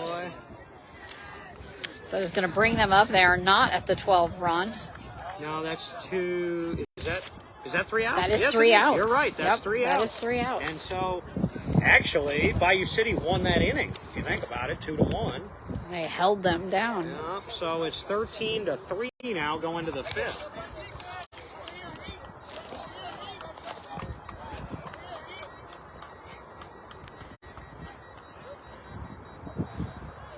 There's a little contention over there with Kyle thinking he did not have that away from his body. I was interested. That play was a lot closer than I thought it would be. Richie didn't get it up quite as quickly as I thought he might. It was a little bit shorter than one would have expected. Yeah.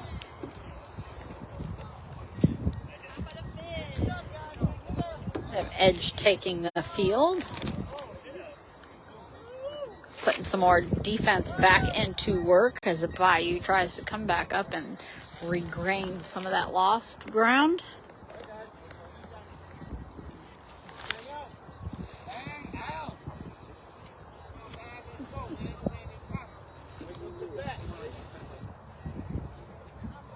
I believe Brandon Chester will be up to bat.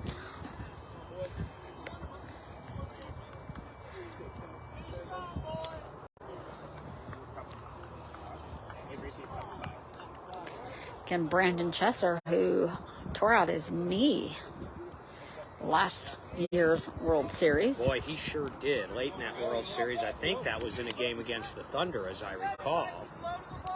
I just remember that was a pretty painful to watch. Right? Okay, yeah, you guys were doing that game. You were on the call of that, Rosina, and so yeah, I think that was the Thunder and the Blackhawks. I was watching that game from Alabama. I thought it was his ankle at the time, but it ended up being his knee, and I heard him state that he played again in October. He was already playing by October. So this is just in a different uniform. That was his last game with the Austin Blackhawks, where he had started his career and won a couple of championships with that team. That was me, I think. We are kind of close to home plate here, guys. And And a slammer by Brandon Chester out into right field. It's going to be right in front of Justin Holland, up against his body, and he's got it out. He has got it out. He just laid down right there, came to his stomach, The only popped it thing up. he had to do was get it off his body, and he did in time. And so you can add Justin Holland's name to the list of edge players who have made a putout. I believe that's 4 different edge players now that have made a putout. That would be Richie Flores at home plate, heckling the defense.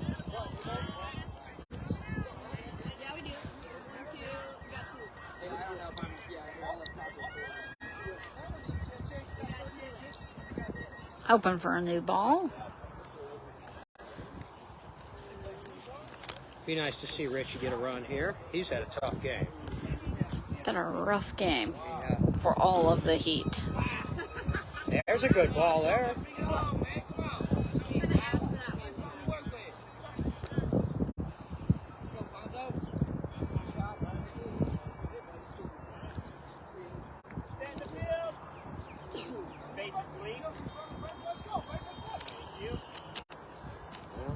Well, that's their own team if they want to yell during his base check.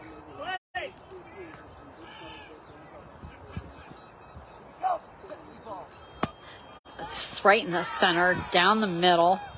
They are going to be running. It just passed Corion's hands. He is going to be Wow, safe. that's the first one Corion's missed all day, I think. So that is going to give. You were just saying it'd be nice to It'd see be nice Richie to get see one. Richie get one, and he got And one. he just did. He saved something out of what has otherwise been a pretty tough game. And, all right, well, they're back within 9 now. And just right past Corion. It's going to bring Lee Rodriguez up to the plate. Lefty Lee.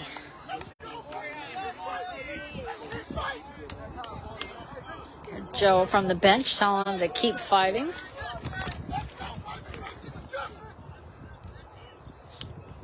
And that breeze and cloud cover is most welcome. Getting Corion set back up.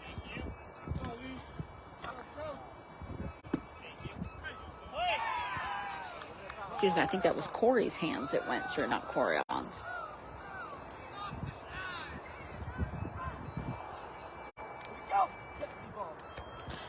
Swinging a little early.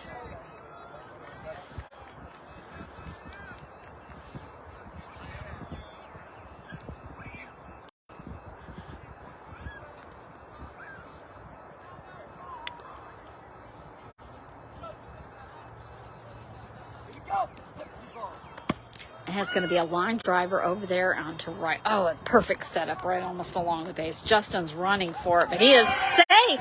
Another one for the Heat Good by run Lee there for Rodriguez. Lee Rodriguez, showing he still can. Perfect placement. I mean, it was about 5 feet inside that right baseline all the way out. Justin running to catch it. Tried to throw his body and his feet out there ahead of it, but just couldn't quite get to it in time. Lee's been playing since the early 90s. It's always nice to see somebody who's played that long still be able to score runs like that. To hustle and get it done. And it is 13-5. Five, yes. 8-run spread. And now the top of the lineup comes up, so that was nice for the Heat's 5 and 6 hitters to get runs there. And now let's see if it's. I think it's Tanner. It is back up at Tanner. Tanner back up to the plate. He got one his last time. Fonzie doing his little hop. Can you check the connection?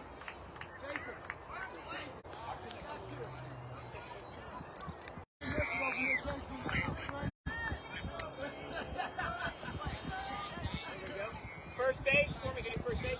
And it won't be long before we're the only game still going on at this park.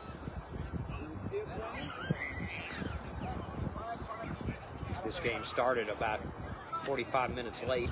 Barely hums.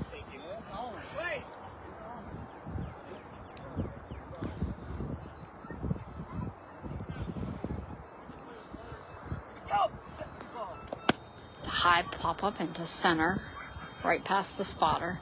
It's going to be over Corion's tumbling grab it, but he is safe. It was underneath his body, but he didn't get his hands on it. So now we've got 5 of the Heat getting on the board. 13-6. 13-6. Still only one out. And Jacory up to bat. And that's 3 in a row on the board there. And Jacory, Wiley, and Joe Fleeks up to bat. They're not done yet. Not done at all. This is why when you've got a team down, you put them away. And surprisingly, the Edge didn't do that when they had a chance in 2 different innings here to really put them So away. close to that 12-run rule. They didn't shut the door.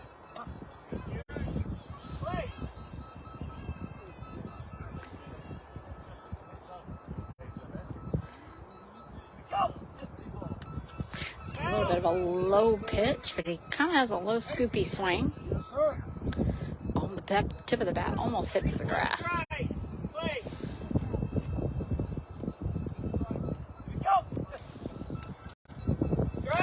It's just on the inside of his swing. A few more rain droplets again. I just felt 2.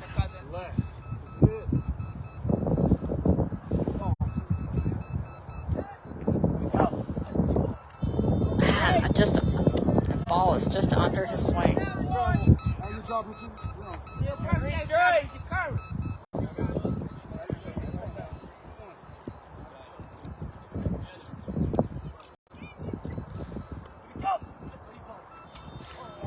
Gone. That is going to be the out. 2 outs. Joe Fleeks coming up.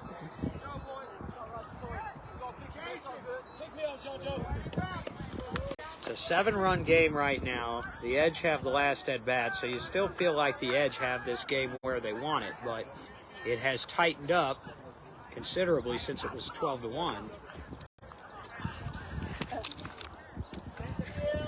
Joe doing a slow exhale. Twice. As he prepares.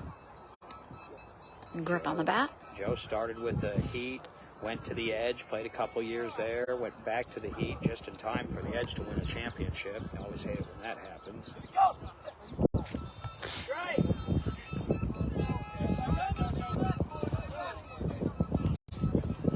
It's very close on that one.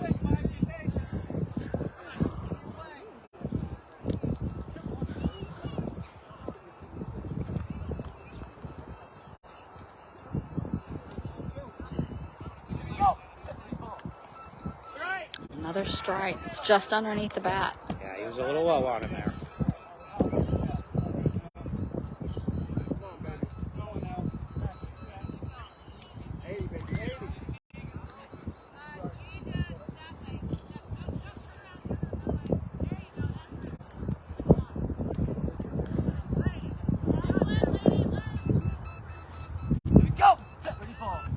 And got a piece of it.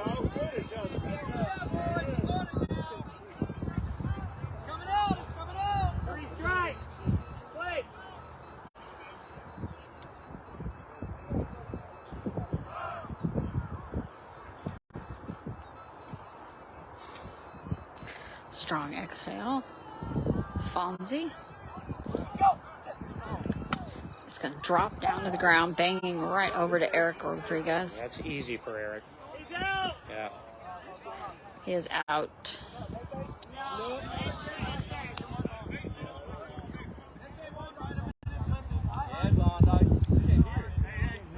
No, he didn't. All right, he stopped because he did not hear the base. He didn't hear the base. That's 3 outs. But the base was on, according to the scorekeeper's tent over here to our left. I feel his pain, man. I've got good ears. Now I'm farther away, but I got what I thought were good ears. I couldn't hear that base. Yeah, it's just barely been humming. Kyle. There, we got that last one, right? Okay, thank you. I was like, just making sure. All right, so bottom of the 5th now. 13-6, the Edge lead.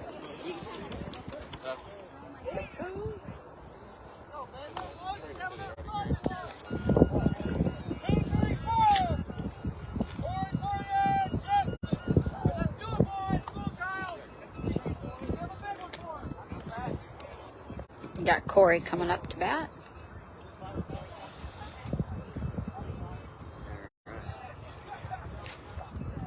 here, Corey on, and Justin, or am I totally messed up? No, we had Justin. This is Corey to start off with, then Corey on.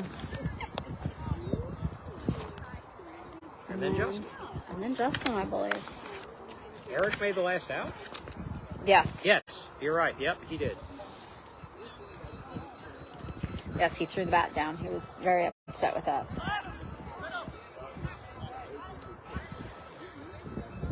Heat taking the field, getting set up. See if they have moved a couple people around. We've got Joe Fleeks out behind Richie now. Brandon is between left field and center, and it looks like the center is left open, the dead center. So it looks like we're trying to fill that pocket behind Richie. With Corey up to bat. Not going to matter if he hits it over their heads, but ooh, not if it's that low. That sounded like a low That pitch was there. very low. I wonder if Kyle lost his grip on it. That thing was, he bowled that one.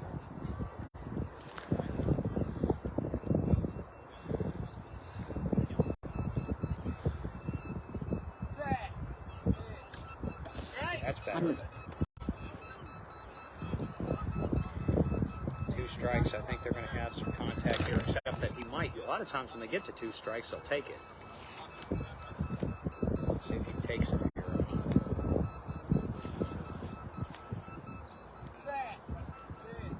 And pop up over into right. It's going to be foul. And there's some stuffing or something came out of the ball as well. Some fluff.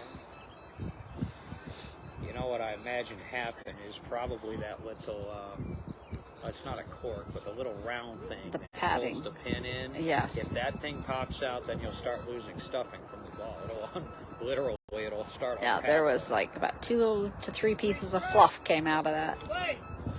See if we can knock some more out here. Taking a deep breath. Going to take this. Ooh, took that one. So full count now on the hero of the 2021 World Series Championship game. That's going to clobber down low into left Fair field. ball, though. Past Joseph. And he's safe. That should have been gotten. Well, and you know what, though? That ball is going to that's probably the end of that ball, too. Not only did you say it was losing some of its substance, but it's also starting to die. It sounded like a wounded duck off the bat. It is still Well, beeping. it's still beeping. You know, maybe it had a lot of top spin. Maybe it had a lot of spin or something on it, because that thing made a weird sound.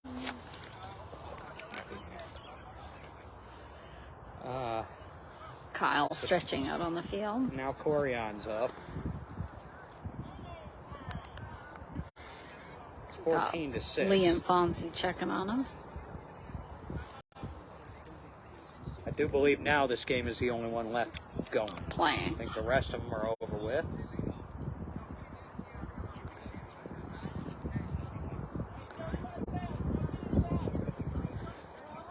Eric shaking down Kyle's leg there. I don't know if he twisted it or pulled a muscle. Jason,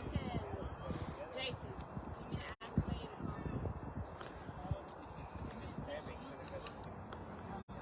I'm asking, I'm being nice. First.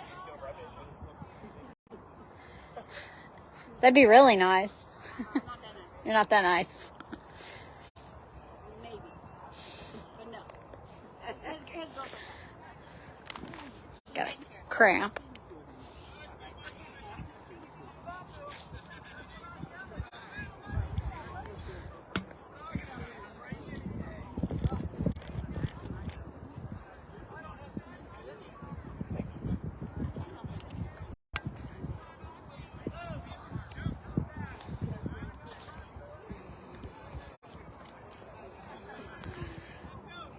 Trying to walk it off there.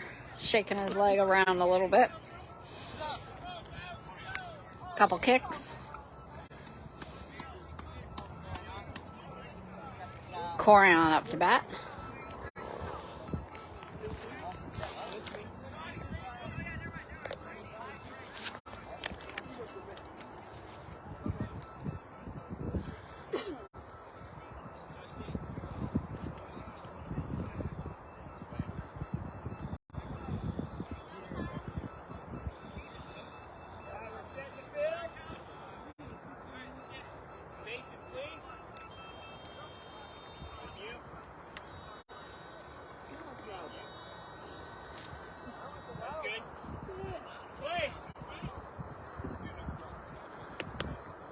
The grass is definitely getting worn there where they're standing.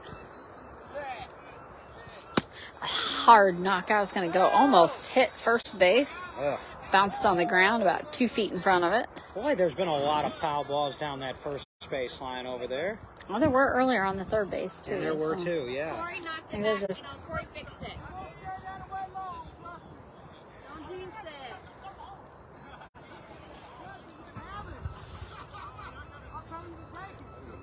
This game, I was going to commend this game earlier for moving at a good clip. Now it's kind of Now it's slowed to kinda a stagnant. crawl. Those last 2 innings Well, we have still have the taken game about behind an us hour. going on. We hear It's comments and It started, well, that one started late as well because Boston was Ah, involved gotcha. in this one over here. Gotcha. So they're still probably, yeah. And certain teams' games tend to take a little longer than others, Certain ones. So. depending on style of play and so forth.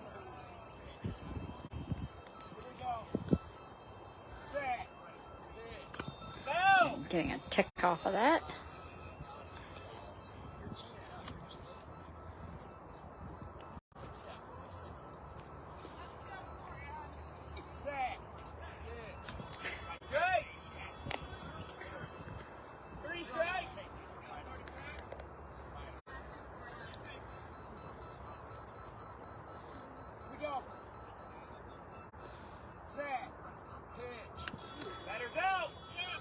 I thought he tipped it, so. No, it was just the whistling air. All right.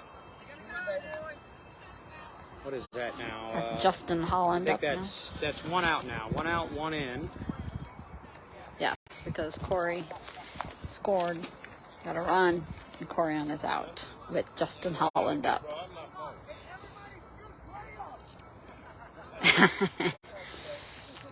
That was Tanner out in the field telling his teammates, everybody scoot up.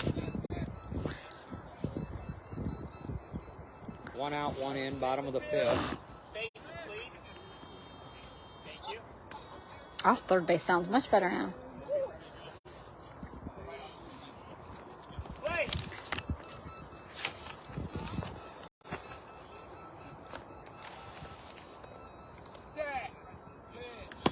Oh, and a slammer right out into left field, right behind Joe Fleeks.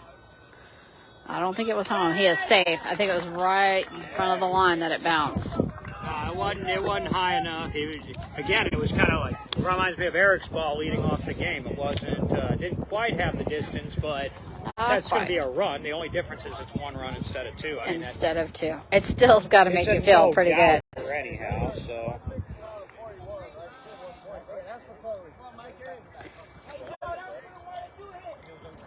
This is Mike Jackson up to bat. 15-6.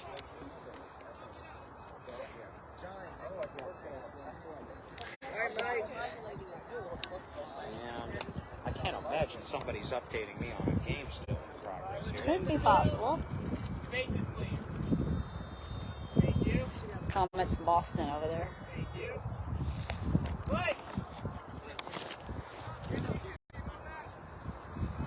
Looks like you will be playing the Heat tomorrow morning. I'm ready for that pitch. And just the ball underneath the swing. He's telling him to listen. He's going to take a pass here.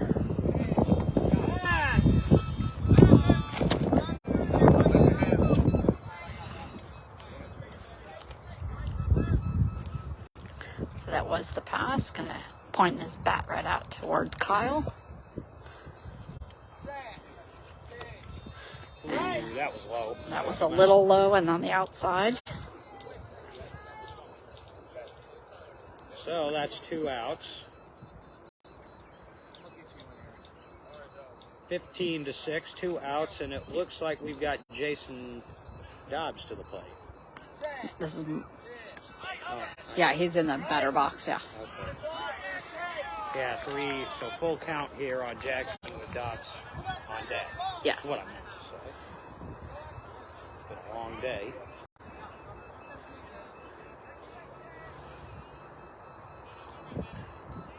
Took a deep breath. Rotating the bat back up over the shoulder.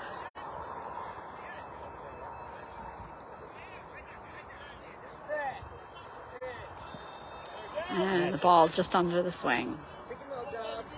So now there's 2 outs. Now we're back where we were, where I said we were 30 seconds ago.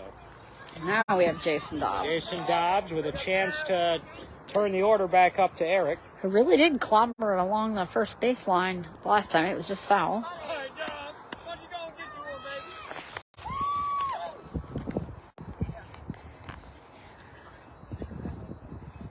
As it is approaching 5 p.m. on the Eastern time zone. So these players have been out here, many of them, since 7:30. Yes, true. We got out here. We were spoiled. We got out here about 8. About 8.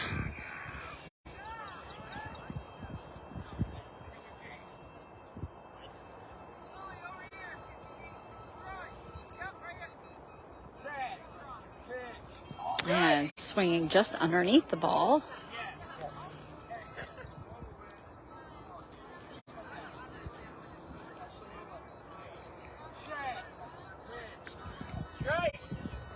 Under the bat again.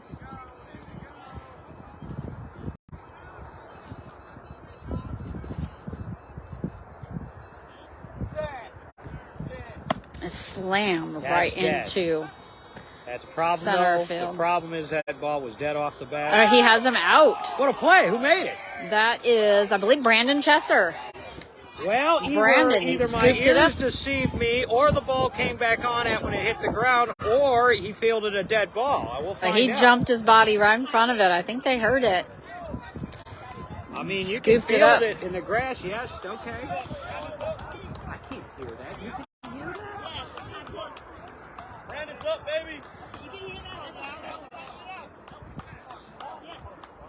All right, I'll take your word for it. That brings the Heat back up to bat. They've got to recover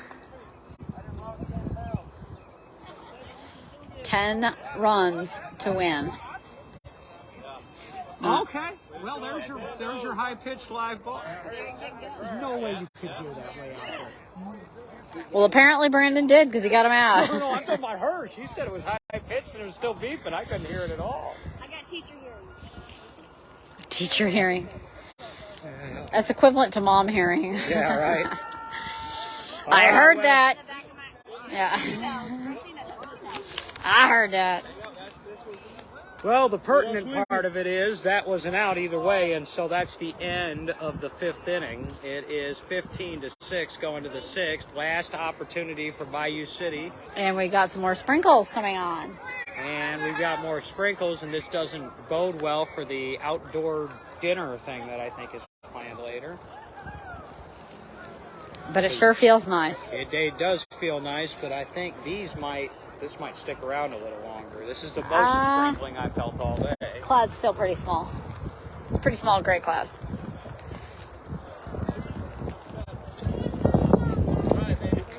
So we got Brandon up to bat at home plate with his white gloves. And he's got a pair of orange gloves in his back pocket as well. So he's double gloved and ready.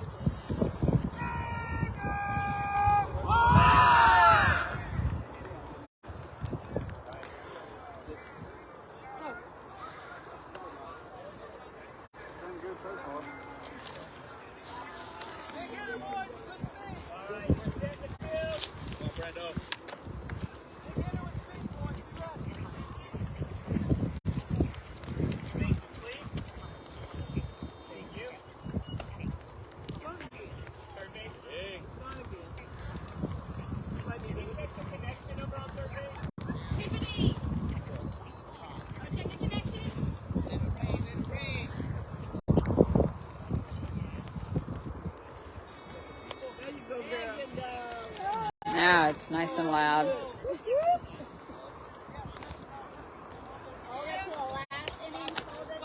right, keep it on for now.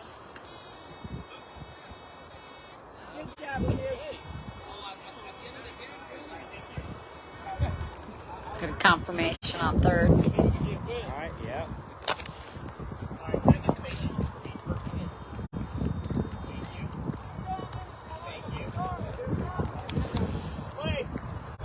Okay, ready to go. Brandon Chesser up to bat. So we have our base situation. It's going to just barely jump past. Eric has to run all the way up there, but I think he's going to get it this time. He is out. Yes, somersaulted right over, pulled it up over on his rollover. That was an out. It was He just wasn't going to be late to the party on that one. He was a little late to the party on one earlier. He got there. I think that was on Richie's that he was a little late. Yep. Yep. But this time it was about a foot past the line. Uh-oh. Brandon is down at first base again.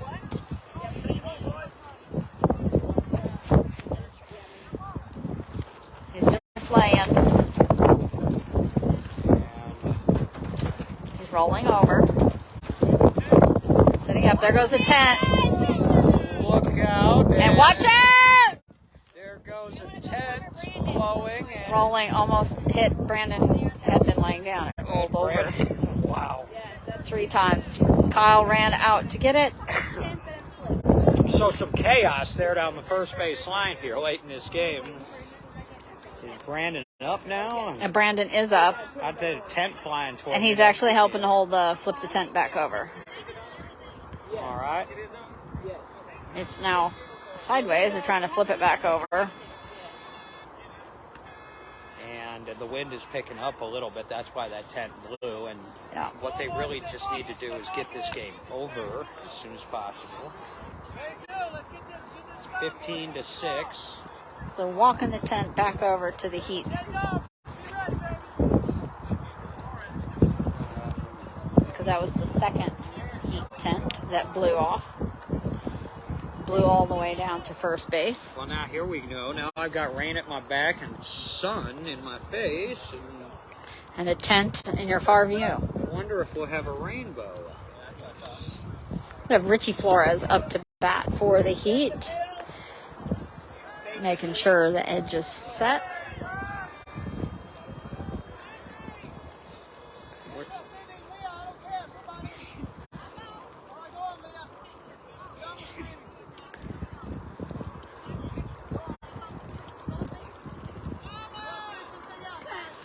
Sending the spotter back out to the field. MVP right there.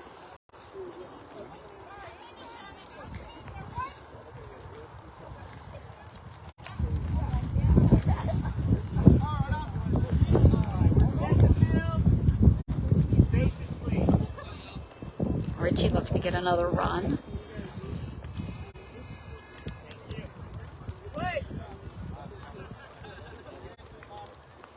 Has his lips pursed tight. It's going to be a pop-up into center field. Eric rushing over to scoop it up and out.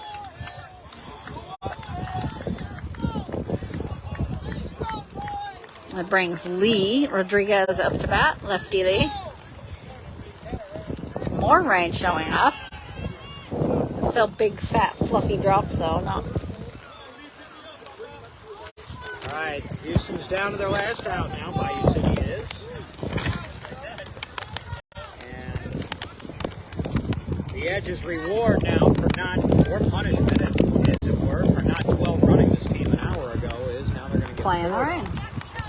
And so are Well, we. I wouldn't call it poured, but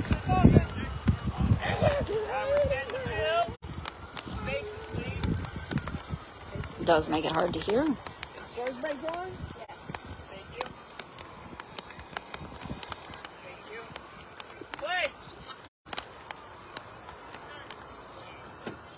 I'm getting rain Practice on and sunburn at swings. the same time. This is awesome. Midwest weather, man. You can't beat it.